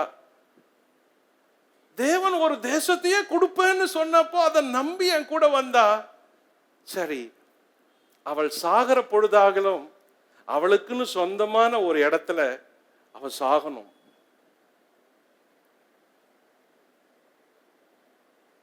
சோ இது முக்கியமா மோஸ்ட்லி ஆபிரகாம் எடுக்கிற ஸ்டெப்ஸ்ல ரொம்ப கவனமா எடுத்திருக்கிறாரு, ரொம்ப ஞானமா எடுக்கிறாரு, ஃபெய்த்தா எடுக்கிறாரு, விசுவாசத்துல எப்படி இந்த எக்ஸாம்ஸ் எல்லாம் பாஸ் பண்ணிட்டு வந்திருக்கிறாரு பாருங்க. கடைசியில இதுல கூட எவ்வளவு நிதானமா, ஞானமா, விசுவாசமா, ஒழுங்கா. அப்போ முதல் ஸ்டெப் எடுத்து ஏத்தின் புத்திரர் இடத்துல போய் இத பேசுறாரு. அவங்க என்ன பண்றாங்க? ஏத்தின் புத்திரர் என்ன பண்றாங்க கவனிங்க. ஏத்தின் புத்திரர் கூறியது, நம்பர் 1, எங்களுக்குள்ளே நீர் மகா பிரபு. 23:6. அவன் என்ன சொல்றான்? எங்கள் கல்லறைகளில் முக்கியமானதிலே அடக்கம் பண்ணும். 23:6. எங்களில் ஒருவனும் உமக்கு தடை செய்வதில்லை. 23:6. அவர் போய் லேண்ட கேட்டதும் நியாயமா என்ன சொல்லுவாங்க? இதுல என்ன சார் இருக்கு, நீங்களே சோகமா இருக்கிறீங்க, இவ்வளவு வருஷம் எங்க ஊர்ல தானே இருக்கிறீங்க, எங்க கல்லறையில அடக்கம் பண்ணுங்க சார், எங்க கல்லறை இருக்குல்ல, எங்க குடும்ப கல்லறை, அது என்ன நீங்க அங்கேயே பண்ணிக்கலாமே அப்படின்னு. ஆனா ஆபிரகாம் அவங்க கல்லறைகள்ல அடக்கம் பண்றதுக்காக அவர் விருப்பத்தை தெரிவிக்கல. அந்த கல்லறை கூட அவங்களோட இருக்க கூடாது அப்படின்றதுல கவனமா இருக்கிறாரு. என்ன, தன்னுடைய கல்லறைகள் கூட கானானியரோடு இணையக்கூடாது அப்படின்றதுல கவனமா இருக்கிறாரு. அப்போ அவன் சொல்றான், நீர் மகா பிரபு, எங்களுக்கு இருக்கிற கல்லறையில நீங்க அடக்கம் பண்ணலாமே, நான் ஷேர் பண்றேன். யோசிக்கிறாரு. ஆனா அதுக்கு சம்மதிக்கல. நெக்ஸ்ட் ஸ்டெப் எடுத்து அடுத்த அடி எடுத்து இன்னொரு ஆளை பார்க்க போறாரு. ஏத்தின் புத்திரருக்குள்ள அடுத்த ஆளு கவனிப்போம். பகுதி 3. ஆபிரகாம் நிலம் வாங்க எப்பெரோனை சந்தித்தது. எப்பெரோன் அப்படின்ற ஒரு ஆளு. நம்பர் 1, எப்ரோனை சந்தித்து மக்கபேலாவை கேட்டது. 9-10 வாசிப்போம். தன் நிலத்தின் கடைசியிலே இருக்கிற மக்பேலா எனப்பட்ட குகையை எனக்கு சொந்தமான கல்லறை பூமியாய் இருக்கும்படி தர வேண்டும் என்று அவரிடத்தில் எனக்காக வேண்டிக் கொள்ளுங்கள், அது பெருமான விலைக்கு அவர் அதை தருவாராக என்றான். எப்பெரோன் ஏத்தின் புத்திரர் நடுவிலே உட்கார்ந்திருந்தான். அப்பொழுது ஏத்தியனாகிய எப்பெரோன் தன் ஊர் வாசலுக்குள் பிரவேசிக்கிற ஏத்தின் புத்திரர் அனைவரும் கேட்க ஆபிரகாமுக்கு பிரதி உத்தரமாக, அப்படியல்ல என் ஆண்டவனே, என் வார்த்தையை கேளும், அந்த நிலத்தை உமக்கு தருகிறேன், அதில் இருக்கும் குகையும் உமக்கு தருகிறேன், என் ஜனபுத்திரருடைய கண்களுக்கு முன்பாக அதை உமக்கு தருகிறேன், உம்மிடத்தில் இருக்கிற பிரேதத்தை அடக்கம் பண்ணும் என்றான். அப்பொழுது ஆபிரகாம் அத்தேசத்தாருக்கு வந்தனம் செய்து தேசத்து ஜனங்கள் கேட்க எப்பெரோனை நோக்கி, கொடுக்க உமக்கு மனதானால் என் வார்த்தையை கேளும், நிலத்தின் விலையை தருகிறேன், என் கையில் அதை வாங்கிக் கொள்ளும், அப்பொழுது என்னிடத்தில் இருக்கிற பிரேதத்தை அவ்விடத்தில் அடக்கம் பண்ணுவேன் என்றான். ஓகே, அடுத்த ஸ்டெப் போறாரு. அவங்க கிட்ட பார்த்து பேசுறாரு. பர்டிகுலரா எனக்கு இந்த லேண்ட் தான் வேணும்ன்றாரு. எனக்கு மக்கபேலா தான் வேணும், அது கொடுங்கன்றாரு. அவன் சொன்னா, முதல்ல எங்களுதுல நீங்க ஷேர் பண்ணி அடக்கம் பண்ணுங்கன்னா வேணான்னாரு. இப்போ குறிப்பா இந்த இடம் வேணும்ன்றான். அந்த இடத்தையும் கொடுக்குறேன் அப்படின்னு அந்த எப்பெரோன் ஒத்துக்கிறான். ஆனால் இடத்தை கொடுக்க வந்த பிறகு அது இலவசமா ஆபிரகாம் வாங்கல. அத காசு கொடுத்து தான் வாங்குவேன் அப்படின்னு சொல்றாரு. அப்ப அவன் சொல்றான், அது என்ன சார், உங்களுக்கு போய் 400 சேக்கல் எவ்வளவு, ரொம்ப குறைவு, அந்த 400 வெள்ளி பெரிய காசா அப்படின்னு சொல்றான். இருந்தாலும் பரவாயில்ல, நான் பே பண்றேன் அப்படின்னு அந்த லேண்ட காசு கொடுத்து தான் வாங்கணும்ன்றதுல உறுதியா இருக்கிறாரு. இதுல அவருடைய உறுதி ரொம்ப ஸ்ட்ராங்கா தெரியுது. எனக்கு உங்களோட கூட கல்லறை வேண்டாம், நான் விரும்புற எதிர்பார்க்கிற ஒரு கல்லறை வேணும், அந்த கல்லறை இலவசமா வேண்டாம், நான் பே பண்ணி தான் அதை வாங்குவேன், அதோட நான் அதை பதிவு பண்ணி அதை அக்ரிமெண்ட் கரெக்டா போட்டு தான் நான் வாங்குவேன். இந்த சாப்டர் ஒரு சின்ன கல்லறைய வாங்கிறதுக்கு முழு சாப்டரும் விளக்கமான செய்தியை சொல்லுது. அப்படின்னா இதுல ஏதோ பெரிய முக்கியத்துவமா அவர் வாழ்க்கையில இதை முக்கியமா கருதுறாரு அப்படின்னு அர்த்தம். ஓகே, ஆபிரகாம் எப்ரோனை சந்தித்தது, மக்கபேலாவை சொந்தமாக கேட்டாரு. பகுதி 4, ஆபிரகாம் நிலத்தை வாங்கி சாரால அடக்கம் பண்ணியது. 19-20.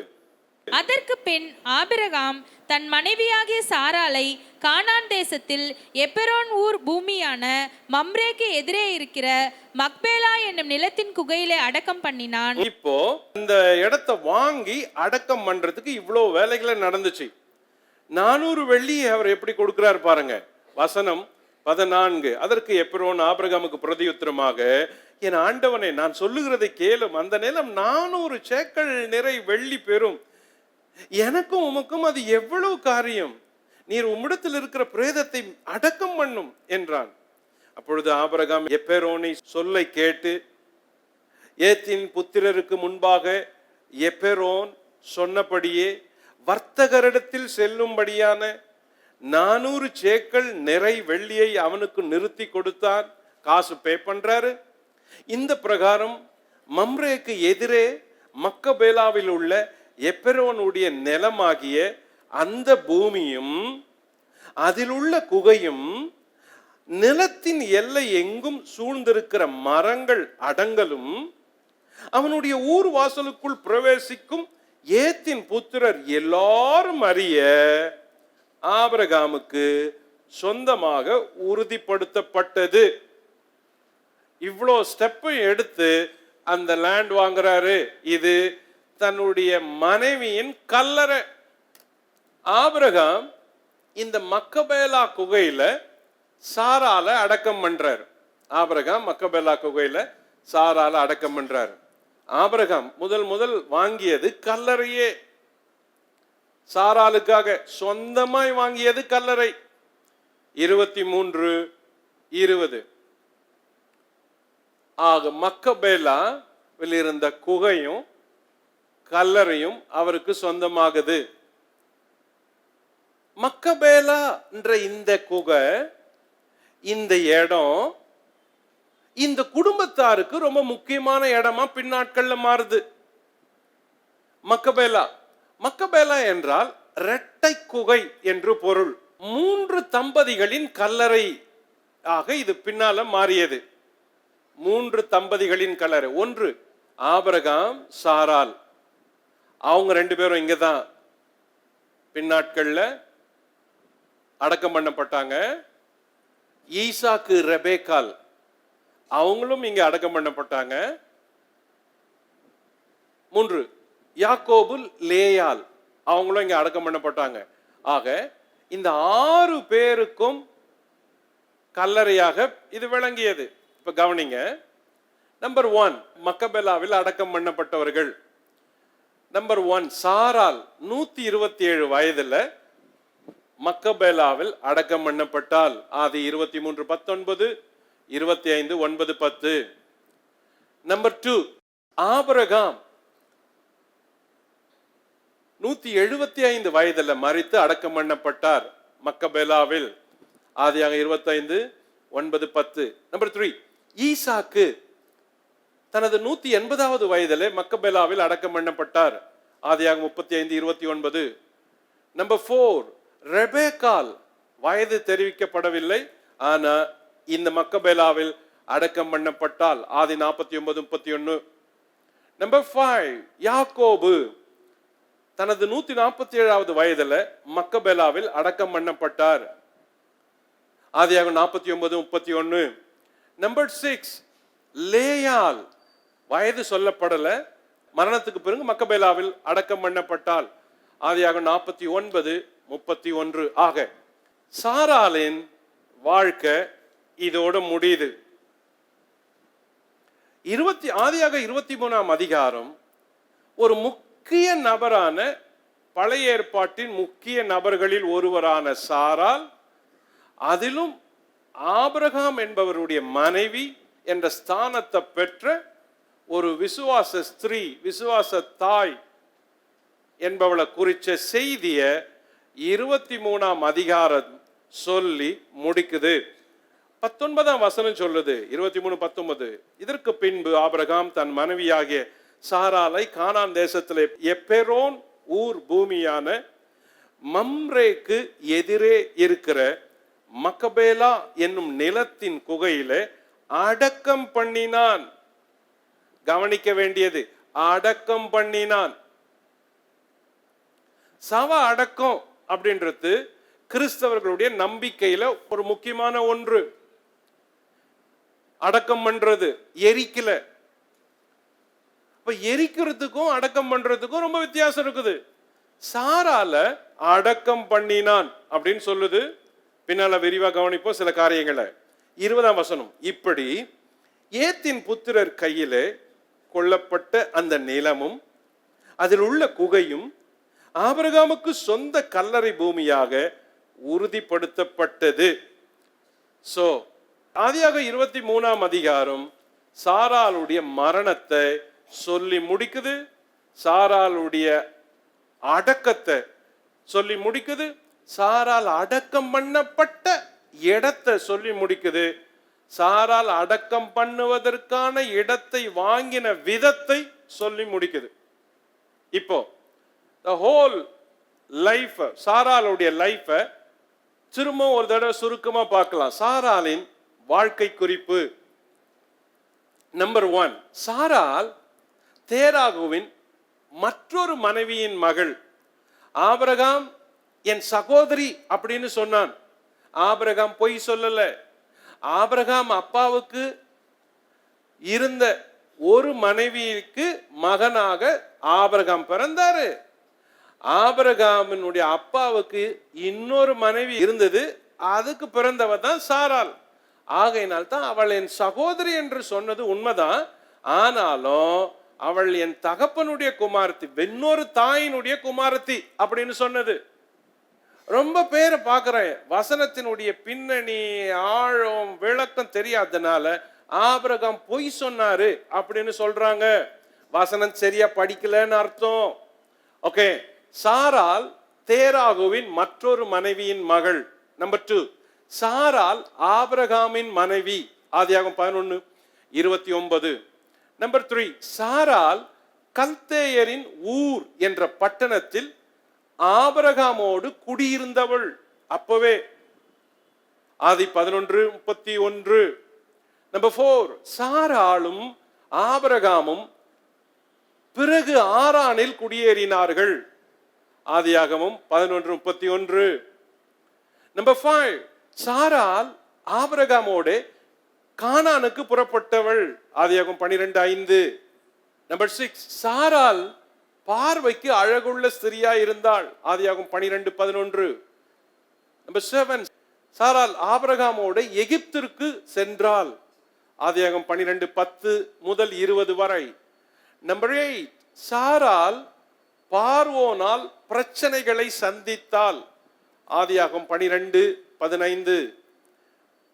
நம்பர் 9, சாராள் லோத்தின் பிரிவையும் சந்தித்தாள். ஆதியாகமம் 13. நம்பர் 10, சாராள் ஆகாரினால் பெரிய பிழையை செய்தாள். ஆதியாகமம் 16. நம்பர் 11, சாராள் தேவ தூதர்களை போஷித்து வாக்குத்தத்தங்களையும் பெற்றாள். ஆதியாகமம் 18. நம்பர் 12, சாராள் கானானின் அபிமெலேக்கு ராஜாவால் பிரச்சனைகளை சந்தித்தாள். ஆதியாகமம் 20. நம்பர் 13, சாராள் தனது 90வது வயதில் ஈசாக்கை பெற்றாள். ஆதியாகமம் 21. நம்பர் 14, சாராள் தனது குடும்பத்திலிருந்து ஆகாரையும் இஸ்மவேலையும் வெளியேற்றினாள். ஆதியாகமம் 21, 9-12. 15, சாராள் தனது 127வது வயதில் மரணம் அடைந்தாள். ஆதியாகமம் 23. சோ இந்த இடத்துல ஆபிரகாமுடைய மனைவி சாராள் உடைய மரண செய்தியோட முடியுது. அடக்கம் செய்யப்படுதலோட முடியுது. ஆனா இந்த இடத்துல இதுக்கு சம்பந்தமான ஒரு செய்தியை அறியணும். அதை நான் இப்ப சொல்லல, ஆனாலும் க்ளூ சொல்றேன். அடக்கம் பண்ற விதத்தை, சவத்தை அடக்கம் பண்ணுவத வேதத்துல முக்கிய நிகழ்ச்சியா சொல்லப்பட்டு இருக்குது. அப்போ சவத்தை எரிக்கிற நிகழ்ச்சியும் நம்மளை சுத்தி நடக்குது. அப்ப இந்த ரெண்டையுமே கவனிக்க வேண்டியது இருக்குது. சவங்களை எரிக்கலாமா, சவங்களை அடக்கம் பண்ணலாமா,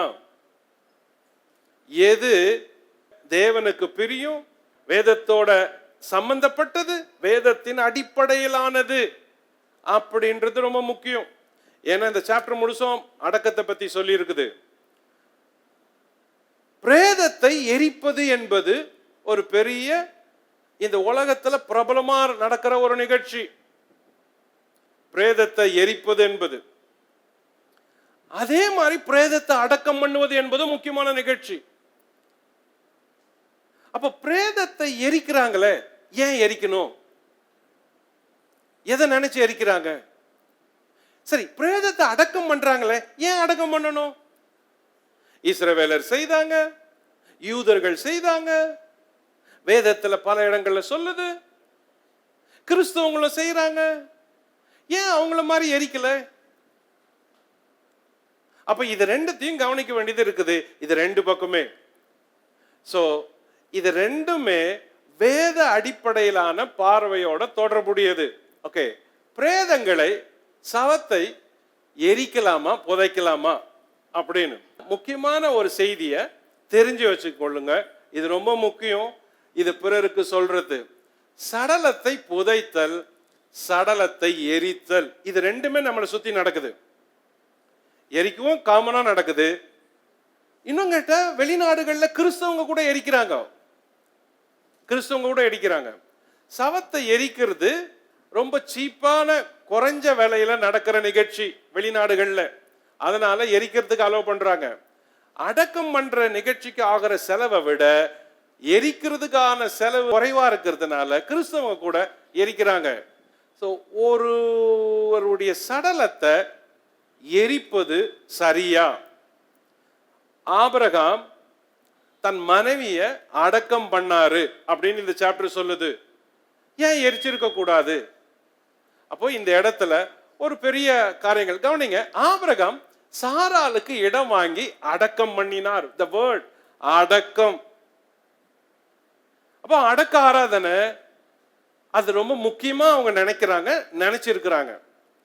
இதுக்கு பின்னாடி யோசேப்பு என்பவன் எகிப்துல பலர் மரிச்சதும் அவங்க அந்த மரண சடலத்தை பாதுகாத்து வச்சாங்க. அதே போல யோசேப்பு பாதுகாக்க வைக்கப்பட்ட எலும்புகளையும் சரீரத்தையும் எகிப்துல அடக்கம் பண்ணல, கொண்டு போய் அவங்க கானான்ல அடக்கம் பண்ணாங்க. அப்போ அடக்கம் பண்றது அவங்களுக்கு ரொம்ப பிரதானமா இருந்துச்சு. முக்கியமா அதை யோசிக்கிறாங்க. யோசித்து பாருங்க, யோசேப்பு எகிப்துல மரிச்சிட்டாரு, என்ன ஆயிருக்கும்? அங்கேயே அடக்கம் பண்ணி இருக்கலாமே. சரி, பாதுகாத்து வச்சாங்களாம் பெட்டியில, எரிச்சு இருக்கலாம். என்ன சார் ஆகுது, இவ்வளவு நாள் யார் வைப்பா? எரிச்சு இருக்கலாம். ஆனா பாதுகாத்து வச்சாங்க. சரி, 40 வருஷம் வனாந்தரத்துல அதை சுமந்துன்னு போய் அதை ஒருத்தன் பாதுகாத்து, அதை பாதுகாத்து 40 வருஷமா வச்சுட்டு இருக்கிறான். எரிச்சி இருந்தா அழகா அஸ்தியை எடுத்து, சாம்பலை எடுத்து ஒரு சொம்புல போட்டு அழகா மூட்டை கட்டி வச்சிருக்கலாம். ஏன் அதை செய்யல? செஞ்சிருக்கலாம், ஈஸியா இருந்திருக்குமே. ஆனா அதை செய்யல. அவங்க அங்கிருந்து 40 வருஷம் முடிஞ்ச பிறகு மறுபடியும் கானானுக்கு போய் கானான்ல இடத்த வாங்கி அந்த இடத்துல கானானை அடக்கம் பண்றாங்க. அப்போ அது ரொம்ப முக்கியமா கருதப்பட்டது பழைய ஏற்பாட்டுல தேவ மக்களுடைய வாழ்க்கையில. அதே போல மோசேவை ஏன் தேவன் அடக்கம் பண்ணணும்? மோசேவை அடக்கம் பண்றாரு அப்படின்னு வேதம் சொல்லுது. மோசேயை தேவன் அடக்கம் பண்ணாரு. அப்போ அடக்கம்ன்றது தேவனால அங்கீகரிக்கப்பட்டது. தேவன் அதை விரும்புறாரு. தேவன் அதை இப்படித்தான் இருக்கணும்ன்றது கூட மனசுல வச்சிருக்கிறாரு. ஓகே, அதே மாதிரி சரீரம்ன்றது தேவனால் கொடுக்கப்பட்ட ஒண்ணு. சரீரம் நீங்கள் தேவனால பெற்றதும் கொடுக்கப்பட்டதுமான உங்கள் சரீரம் அப்படின்னு தான் 1 கொரிந்தியர் 6:19-20 சொல்லுது. இயேசுவை கூட அடக்கம் பண்ணாங்க. அதுக்கு பிறகு பாருங்க, சரீரம் கிறிஸ்துவினுடைய அவயவம். அதனால பாடிக்குன்னே ஒரு ரெஸ்பெக்ட் இருக்குது. அதை எரிக்க கூடாது. எரிச்சா அதை அவமதிக்கிற மாதிரி. சோ நம்ம சொல்லலாம், சரீரத்துல என்ன பிரதர் இருக்குது? அது செத்துட்ட பிறகு வெறும் மண்ணு தானே, பாடி தானே. Okay, good. ஆனா அதுக்குரிய கனம் இருக்குது அந்த சரீரம். ஏன்னா தேவனால பெற்றது அது. இந்த சரீரம் தேவனால பெற்றது. இதுக்குரிய கனம் இருக்குது. இதை அவமதிக்க முடியாது. அதனால தான் லேவியர் ஆகமத்துல உங்கள் சரீரங்களை கீறி கொள்ளக்கூடாது, பச்சை குத்தி கொள்ளக்கூடாது. சரி, அவுட்வர்டா கூட நீங்க உங்க சரீரத்தை கெடுக்க கூடாது. அப்படி இருக்கிறப்ப எப்படி எரிக்க முடியும்? அதே மாதிரி சரீரம் பரிசுத்தாவின் ஆலயமா இருக்குது. இது ஒரு டெம்பிள். அப்போ இது கனத்துக்குரியது. ஓகே, நீங்கள் உங்களுடையவர்கள் அல்ல. சோ நீங்களே உங்களுக்குரியவங்க அல்லங்க, கிறிஸ்துக்குரியவங்க. அப்படின்னா என்ன அர்த்தம்னா, இது மேல உங்களுக்கு உரிமையே கிடையாதுங்க. இது கொடுத்தது அவரு, உங்களுக்கு உரிமையே கிடையாது. அவருதுங்க இது எல்லாமே. அப்ப நீங்க எப்படிங்க எரிப்பீங்க? உங்களுக்கு என்ன உரிமை இருக்குது அதை எரிக்க, அழிக்க? அப்போ சரீரத்தை கனத்தோட அடக்கம் பண்ண வேண்டும் என்றது வேத அடிப்படையிலான முறை. நம்மளை சுத்தி சுடுகாடுகள் ஏராளமா இருக்குது. பிரேதத்தை எரிக்கிறதுன்றது இங்க ரொம்ப கௌரவமான பிரச்சனையா இருக்குது. பிரேதத்தை எரிச்சு, எல்லாரும் முன்னாலே எரிச்சு, கட்டையை அடுக்கி எரிச்சு, அஸ்தியை சேகரிச்சு, அஸ்தி கலசத்தை ஊர் ஊரா கொண்டு போய் காட்டி கடல்ல கலந்து. சோ அது நமக்கு சகஜமா இருக்குது. ஆனால் வேத அடிப்படை, வேதத்துல அடக்கம் பண்ணுகிற முறைமைய முக்கியத்துவப்படுத்தி இருக்குது. கிறிஸ்தவங்க அல்லாதவங்க இது ரெண்டு வித்தியாசத்தையுமே புரிஞ்சுக்கணும். ஏன் சரீரத்தை எரிக்கிறோம், எரிக்கிறதுனால என்ன காரணம் இருக்குது, ஏன் சரீரத்தை அடக்கம் பண்ணணும், என்ன காரணம்? அப்ப சரீரத்தை ஏன் அடக்கம் பண்ணனா, இது கனத்துக்குரியது, தேவனால கொடுக்கப்பட்டது, இது கிறிஸ்துவனுடைய அவயவம், இது கிறிஸ்துவுக்கு சொந்தமானது, பரிசுத்தாவின் ஆலயம். இதுக்குரிய கனத்தை கொடுக்க வேண்டியது இருக்குது. Listen, one more. ரோமர் 8:23, எபிரேயர் 10:10. நாம் மரித்தாலும் பிழைத்தாலும் கர்த்தருக்கு சொந்தமானவங்க. சோ நம்பர் 5, சரீரம் ஒரு வித உயிர்த்தெழுதலின் நம்பிக்கைக்காக அடக்கம் பண்ணப்படுகிறது. அதாவது 1 கொரிந்தியர் 15 வாஸ்தா, இது விதைக்கிறோம், திரும்ப எழுந்திருக்கும், அழிவுள்ளது, ஆனால் அழியாமைய ஒரு நாள் இது தரிச்சுக்கும் அப்படின்றாரு. சோ இது டெம்பரவரிங்க, ஆனா உள்ள போயிருச்சு. இது ஒரு விதை மாறிங்க, பின்னால வருங்க. அதான் அவர் சொல்றாரு. அப்ப நம்மளை ஏன் சடலத்தை அடக்கம் பண்ணணும் அப்படின்றது காரணம் நமக்கு இருக்குது. Faith based. இதுல ஒரு ஃபெய்த், என் நம்பிக்கை ஒண்ணு இருக்குதுங்க. ஒரு நாள் அடக்கம் பண்ணப்படுற இந்த சரீரம் உயிர்த்தெழும். இதான் நம்பிக்கையின் அடையாளம். அப்ப அடக்கம் பண்ணுதல் என்றது அந்த விசுவாசத்தை வெளிப்படுத்துது. ஆபிரகாம் ஏன் இடத்தை வாங்கி இவ்வளோ பிரயாசப்பட்டு சாரால அடக்கம் பண்ணணும்? எபிரேய ஆக்கியோன் சொல்றாரு, அந்நியரும் பரதேசியமா இருக்கிறோன்னு அறிக்கை பண்ணிட்டு போயிட்டாருங்க. ஒரு அடி லேண்ட் கூட வாங்கலைங்க, சொந்தமா ஒண்ணுமே இல்லை. ஆனா அந்த தேவன் வாக்கு பண்ணப்போ அந்த வாக்கை நம்பி வந்தாங்க. அவங்க வாழ்நாள்ல அந்த வாக்கு தத்துவம் நிறைவேறல. ஆனா அவங்க அறிக்கை பண்ணிட்டு கல்றையில தான் சரீரத்தை புதைச்சிட்டாங்க. ஏன் தெரியுமா? அது விசுவாச நம்பிக்கை. அந்த புதைக்கப்படுதல், அடக்கம் பண்ணப்படுதல் என்ன சொல்லுது? ஒரு நாள் எழுந்திருப்பேன், இப்ப இதே பூமியில புதைக்கப்படுறேன், நான் விதை மாதிரி அழிவுள்ள சரீரம் இங்கதான் இருக்குது, அழியாமையை தரித்து கொள்ள போது அப்படின்னு சொல்ற செய்தி. அதுக்கு ஒரு மீனிங் இருக்குது, அதனாலதான் அடக்கம் பண்றோம். சரி, ஏன் எரி ஊட்டுறாங்க? பார்ட் 2, கிரிமேஷன் ஏன் பண்றாங்க? எதுக்காக? அது ஈஸியாச்சே. அதுல என்ன தப்பு? புழு அரிக்க போகுது, சரீரம் செத்துட்டா புழு அரிக்க போகுது, மண் அரிக்க போகுது, சடலம் ஒண்ணுமே இல்லை, நாற்றம் எடுக்க போகுது, அப்ப எரிச்சிட்டா ஈஸியாச்சே. சயின்ஸ் படி வியாதி வராது, சயின்ஸ் படி கிருமிகளோ எந்த நாசமோ தொற்று வியாதியோ வராது. ஏன் எரிச்சிடலாமே? இட வசதி அதிகம் தேவையில்லையே, எரி ஊட்டுதல்ல ஒரே இடத்துல முடிச்சிடலாமே. ஒரு சரீரத்தை எரிக்கிறதுக்கு 2000 டிகிரி ஃபாரன்ஹீட் இருந்தா போதும். அவ்வளவு சூட்ல ஒரு 10 நிமிஷத்துக்குள்ள அவ்வளோ பெரிய சரீரம் ஒரு 3 கிலோ சாம்பலுக்கு சொந்தமாயிடுது, ஈஸியாயிடுது. அப்போ இடங்கள், கல்லறைக்கு இடம் கேட்க வேண்டியதில்லை, கல்லறைகளை கட்டி பாதுகாக்க வேண்டியதில்லை, 10 நிமிஷத்துல எல்லாம் முடிஞ்சு போகுது. நல்லது தானே அப்படின்னு சொல்றவங்க உண்டு, அறிவுபூர்வமா விஞ்ஞான பூர்வமா சொல்றவங்க உண்டு, விசுவாச பூர்வமா அப்படி செய்ய முடியாது. ஏன் சரீரத்தை எரிக்கிறோம்? ஏன் எரி விட்டுறோம்? நம்பர் 1, உபாகம் 12:2-3 சொல்லுது, அது அந்த ஊர்ல இருந்தவங்க அன்னைக்கு விக்கிரகங்களை எரிச்சாங்க. ஓகே. லேவியராகம் 21:9 சொல்லுது, பரிசுத்த குலைச்சலா இருக்கிற ஒரு லேவியனுடைய மகள் வேசியா இருந்தா உயிரோட எரி அப்படின்னு கட்டளை இருக்குது.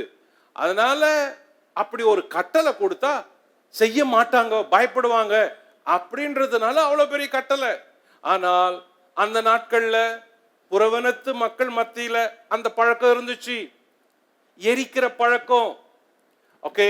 என்னாகும் 16:35 சொல்லுது, கோராகின் புத்திரரை அக்கினியால பூமி விழுங்கி, அக்னி விழுங்கி போட்டதுன்னு உயிரோட எரிக்கப்பட்டாங்க.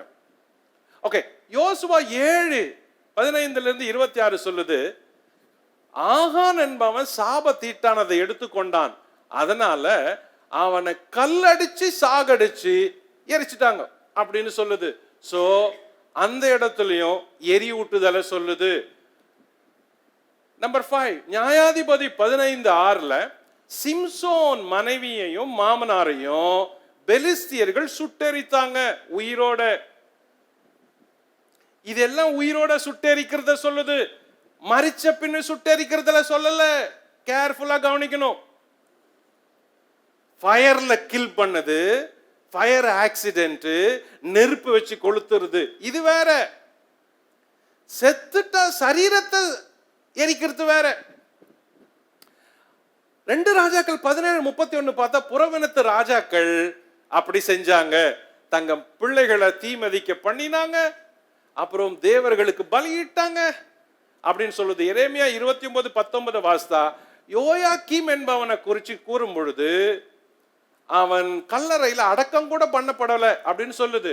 ஆனா பின்னாட்கள்ல ஜோசிபஸ் என்ற ஆராய்ச்சியாளர் சொல்றாரு, இந்த யோயாக்கீம் பின்னால தன் அடக்கம் பண்ணப்படல, இவனை எரிச்சிட்டாங்க அப்படின்னு ஜோசிபஸ் எழுதுறாரு. பைபிள் அது இல்ல, சரித்திர ஆராய்ச்சியாளன் எழுதுறாரு. அப்போ அப்பவே பிணத்தை எரிக்கிற பழக்கங்கள் இருந்துச்சு. ஓகே. சடலத்தை ஏன் எரிக்கிறாங்க? எரிச்சா என்ன அர்த்தம் அப்படின்னா, சடலத்தை எரிப்பதுன்றது அன்புக்கு விரோதமான அடையாளம். உயிரோடு இருக்கிறப்ப அப்படி செய்ய முடியல, அதே ஆள் செத்துட்டா நம்ம எப்படி எரிக்க மனசு வரும்? எப்படி எரிக்க மனசு வரும்? அப்போ இது அன்பின் அடையாளம். ஆபிரகாம் தம் மனைவிக்காக புலம்பி அழுதது அன்பின் அடையாளம். ஆபிரகாம் தன் மனைவிக்காக 4 பேர்கிட்ட கையேந்தி லேண்ட் கொடுங்க காசு தரேன்னு சொல்லி சாவ வீட்டுல வச்சுட்டு வெளியே போய் லேண்ட வாங்கிட்டு வந்தாரு, அன்பின் அடையாளம். அப்ப எரியூட்டுதல் அன்பின் அடையாளம்னா, எரியூட்டுதல் கொஞ்சம் அன்பு இருந்தா அப்படி செய்யவே முடியாது. அன்பு இருந்தா அப்படி செய்ய முடியாது. செத்துட்டான் இல்ல, ஓகே, இனிமே என்ன பண்ண போறான்? செத்துட்டான் இல்ல, இனிமே என்ன பண்ண போறோம்? எரிப்போம். யாருக்கு பிரயோஜனம்? அன்பு இருந்தா அப்படி செய்ய முடியாது. அன்பின் அடையாளத்தை சொல்லுது. நம்பர் 2, சடலத்தை எரிப்பது என்பது இரக்கம் இல்லாத உணர்வுகளுக்கு அடையாளம். சொந்த தாய், சொந்த தகப்பன் அப்படி இறந்துட்டா, சொந்த பிள்ளை இறந்துட்டா நம்ம எப்படி தீ வைக்க முடியும்? ஆனா செய்யறோம், மனசை கண்ட்ரோல் பண்ணிட்டு செய்யறோம். அது தேவையில்லையே, தேவையில்லையே. அப்போ இரக்கமுள்ள ஒருத்தர் யாருமே நம்ம நேசிச்ச இந்த முகத்தை நாமாலே தீய வச்சு கொளுச்சு அழிக்க முடியாது. இரக்கமில்லாமைக்கு அடையாளம். நம்பர் 3, சடலத்தை எரியூட்டுதல் என்பது புறவினத்தர்களுடைய வழிபாட்டு முறைகள். அதுல எந்த விசுவாசமும் இல்லை. ஒரு நாள் உயிர் தெழ போறோம், முகமுகமா சந்திப்போம், அழிவுள்ளதான இது அழியாமையை தரித்து கொள்ளும், சாவுக்கேதுவான இது சாவாமையை தரித்து கொள்ளும். இப்பொழுது கண்ணாடியில பார்க்கறது போல பிறகு முகமுகமா பார்ப்போம், மறுரூப சரீரம்னு ஒண்ணு வரும். ஆகையினால அந்த நம்பிக்கை எனக்கு இல்ல, தெரியாது. எனக்கு தெரிஞ்சது கொஞ்சம். என் முன்னோரை எரிச்சாங்க, நானும் எரிக்கிறோம். எங்க வம்சத்துல எரிச்சாங்க, நாங்களும் எரிக்கிறோம். இது எங்க நம்பிக்கைக்கு அப்படி சொன்னாங்க, வேற மாதிரி சொன்னாங்க, நாங்க எரிக்கிறோம். அவ்வளவுதான். சோ சடலத்தை எரியூட்டுதல். நம்பர் 4, சடலத்தை எரியூட்டுதல் என்றது உயிர்த்தெழுதலின் நம்பிக்கைக்கு எதிரானது. நம்பர் 5, சடலத்தை எரியூட்டுதல் பிறர் சரீரத்தை அவமதிப்பதற்கு அடையாளம். சில தேசங்கள்ல சாவ எவ்வளவு கனம் பண்ணுவாங்கன்னு கற்பனை கூட பண்ணி பார்க்க முடியல நம்ம நாட்டிலெல்லாம். ஆனா எரியூட்டுதல் என்பது அது மரியாதை கொடுக்கறதுக்கு இணையா வரல. நம்பர் 6, சரீரத்தை எரியூட்டுதல் சாபத்திற்கு அடையாளம். ஏன்னா சபிக்கப்பட்டவங்களை எரிக்க சொன்னதுல பழைய ஏற்பாட்டுல சில சம்பவங்கள் சொல்லப்படுது. நம்பர் 7, சடலத்தை எரியூட்டுதல் குற்றங்களை மறைப்பதுக்கு அடையாளம். எவ்வளவு பேரு ஆளை கொன்னுட்டு அடையாளம் தெரியக்கூடாதுக்காக எரிச்சிடுறான். பல இடத்துல அப்படி நடந்திருக்கு. சோ சரீரத்தை எரிக்கிறது குற்றங்களை மறைக்கிறதுக்கு கூட உதவுது. ஆனால் புதைக்கிறது, நீங்க எத்தனை நாள் தோண்டி கூட நீங்க திரும்ப போஸ்ட்மார்ட்டம் பண்ணி கூட அடையாளத்தை பார்க்கலாம். ஆக சரீரத்தை எரிக்கிறதுன்றது விசுவாசத்துக்கு எதிரானது. சரீரத்தை அடக்கம் பண்ணுவது என்பது விசுவாசத்திற்கும் வேத வசனத்திற்கும் அடிப்படையிலானது. ஆகையினாலதான் ஆபிரகாம் தன் மனைவிய அடக்கம் பண்றதுக்கு மக்கபேலா குகையை போய் பணம் கொடுத்து வாங்கி சொந்த கல்லறை பூமியா வைத்தாரு. இததான் ஆதியாகமம் 23 அதிகாரம் சொல்லுது. ஜெபம் பண்ணலாம். பரலோக பிதாவே, இந்த நாளில சில செய்திகளை நாங்கள் படிக்கவும் தெரிந்து கொள்ளவும், இந்த 23வது அதிகாரத்துல எங்கள் முற்பிதாவாகிய ஆபிரகாம் தன் மனைவிக்கு செய்த காரியத்தையும் இறுதி சடங்கையும் வாங்கின கல்லறை பூமியையும் ஆண்டவரே நாங்கள் படிச்சோம்பா. எங்கள் வாழ்க்கையில இந்த ஒரு பாடத்தை கற்றுக்கொண்டோம். எங்களிலே யாராயிலும் தங்களுக்கு பிரியமானவங்களை இழந்து வருத்தத்தோட இருப்பாங்களானா அவங்களுக்காக நாங்க ஜெபிக்கிறோம். ஆண்டவரே, அவங்களை ஆறுதல் படுத்தும், அவங்களை தேற்றும். தங்கள் வீட்டில யாராகிலும் அன்புக்குரியவங்களை இழந்திருந்தா ராஜா, அவங்க காயங்களை ஆற்றி இழப்புகளை நீர் சரி செய்ய வேண்டும் என்று ஜெபிக்கிறோம்ப்பா. இயேசுவின் நாமத்தினால அவர்கள் காயங்கள் ஆறட்டும். ஆண்டவரே, அந்த இழப்புகளை கர்த்தருடைய பிரசன்னம் அவர்களுக்கு சரி செய்து கொடுக்க வேண்டும் என்று ஜெபிக்கிறோம். யார் வீட்டிலாவது தங்களுக்குரியவர்களை இழந்து நாள்தோறும் அதை நினைச்சு இருப்பாங்களானா ஆண்டவரே, அவர்கள் சிந்தையில நீர் பலத்தை கொடுத்து விசுவாசத்தை கொடுத்து அவளை தூக்கி விடும்படிக்கு ஜெபிக்கிறோம். ஆண்டவரே, கர்த்தருடைய கரம் அவளுக்கு விசுவாசத்தை கூட்டி கொடுக்க வேண்டும் என்று ஜெபிக்கிறோம். ஒரு நாள் அவர்களை எல்லாம் சந்திப்போம் என்ற நம்பிக்கையை அவங்களுக்கு கர்த்தர் கொடுப்பீராக. எத்தனையோ பேர் குடும்பங்கள்ல இழப்புகள் நடந்தா அவர்களை போய் ஆற்றி தேற்றுவதற்கு சொல்லுவதற்கான செய்திகளை இன்னைக்கு எங்களுக்கு கற்றுக் கொடுத்ததுக்காக நன்றி ஆண்டவரே. இந்த பாடங்கள் மற்றவர்களுக்கு பயன்படட்டும், மற்றவர்களை தேற்றுவதற்கு பயன்படட்டும், மற்றவர்களுடைய இழப்புகளை மாற்றுவதற்கு சரி செய்ய உதவ அவர்களை பலப்படுத்த இந்த பாடங்கள் பயன்படட்டும் என்று ஜெபிக்கிறோம்ப்பா. ஒவ்வொருவருக்கும் தேவ கிருபையை தாரும், பலனை தாரும், பாதுகாத்துக் கொள்ளும். மீண்டும் ஆண்டவரே உம்முடைய ஆணி பாய்ந்த கரங்களை ஒவ்வொருவரையும் ஒப்பு கொடுக்கிறேன், அவர்களுக்காக ஜெபிக்கிறேன். இவர்களையும் இவர்கள் குடும்பங்களையும் ஆசீர்வதித்து பாதுகாப்பீராக. ஆசீர்வதியும்.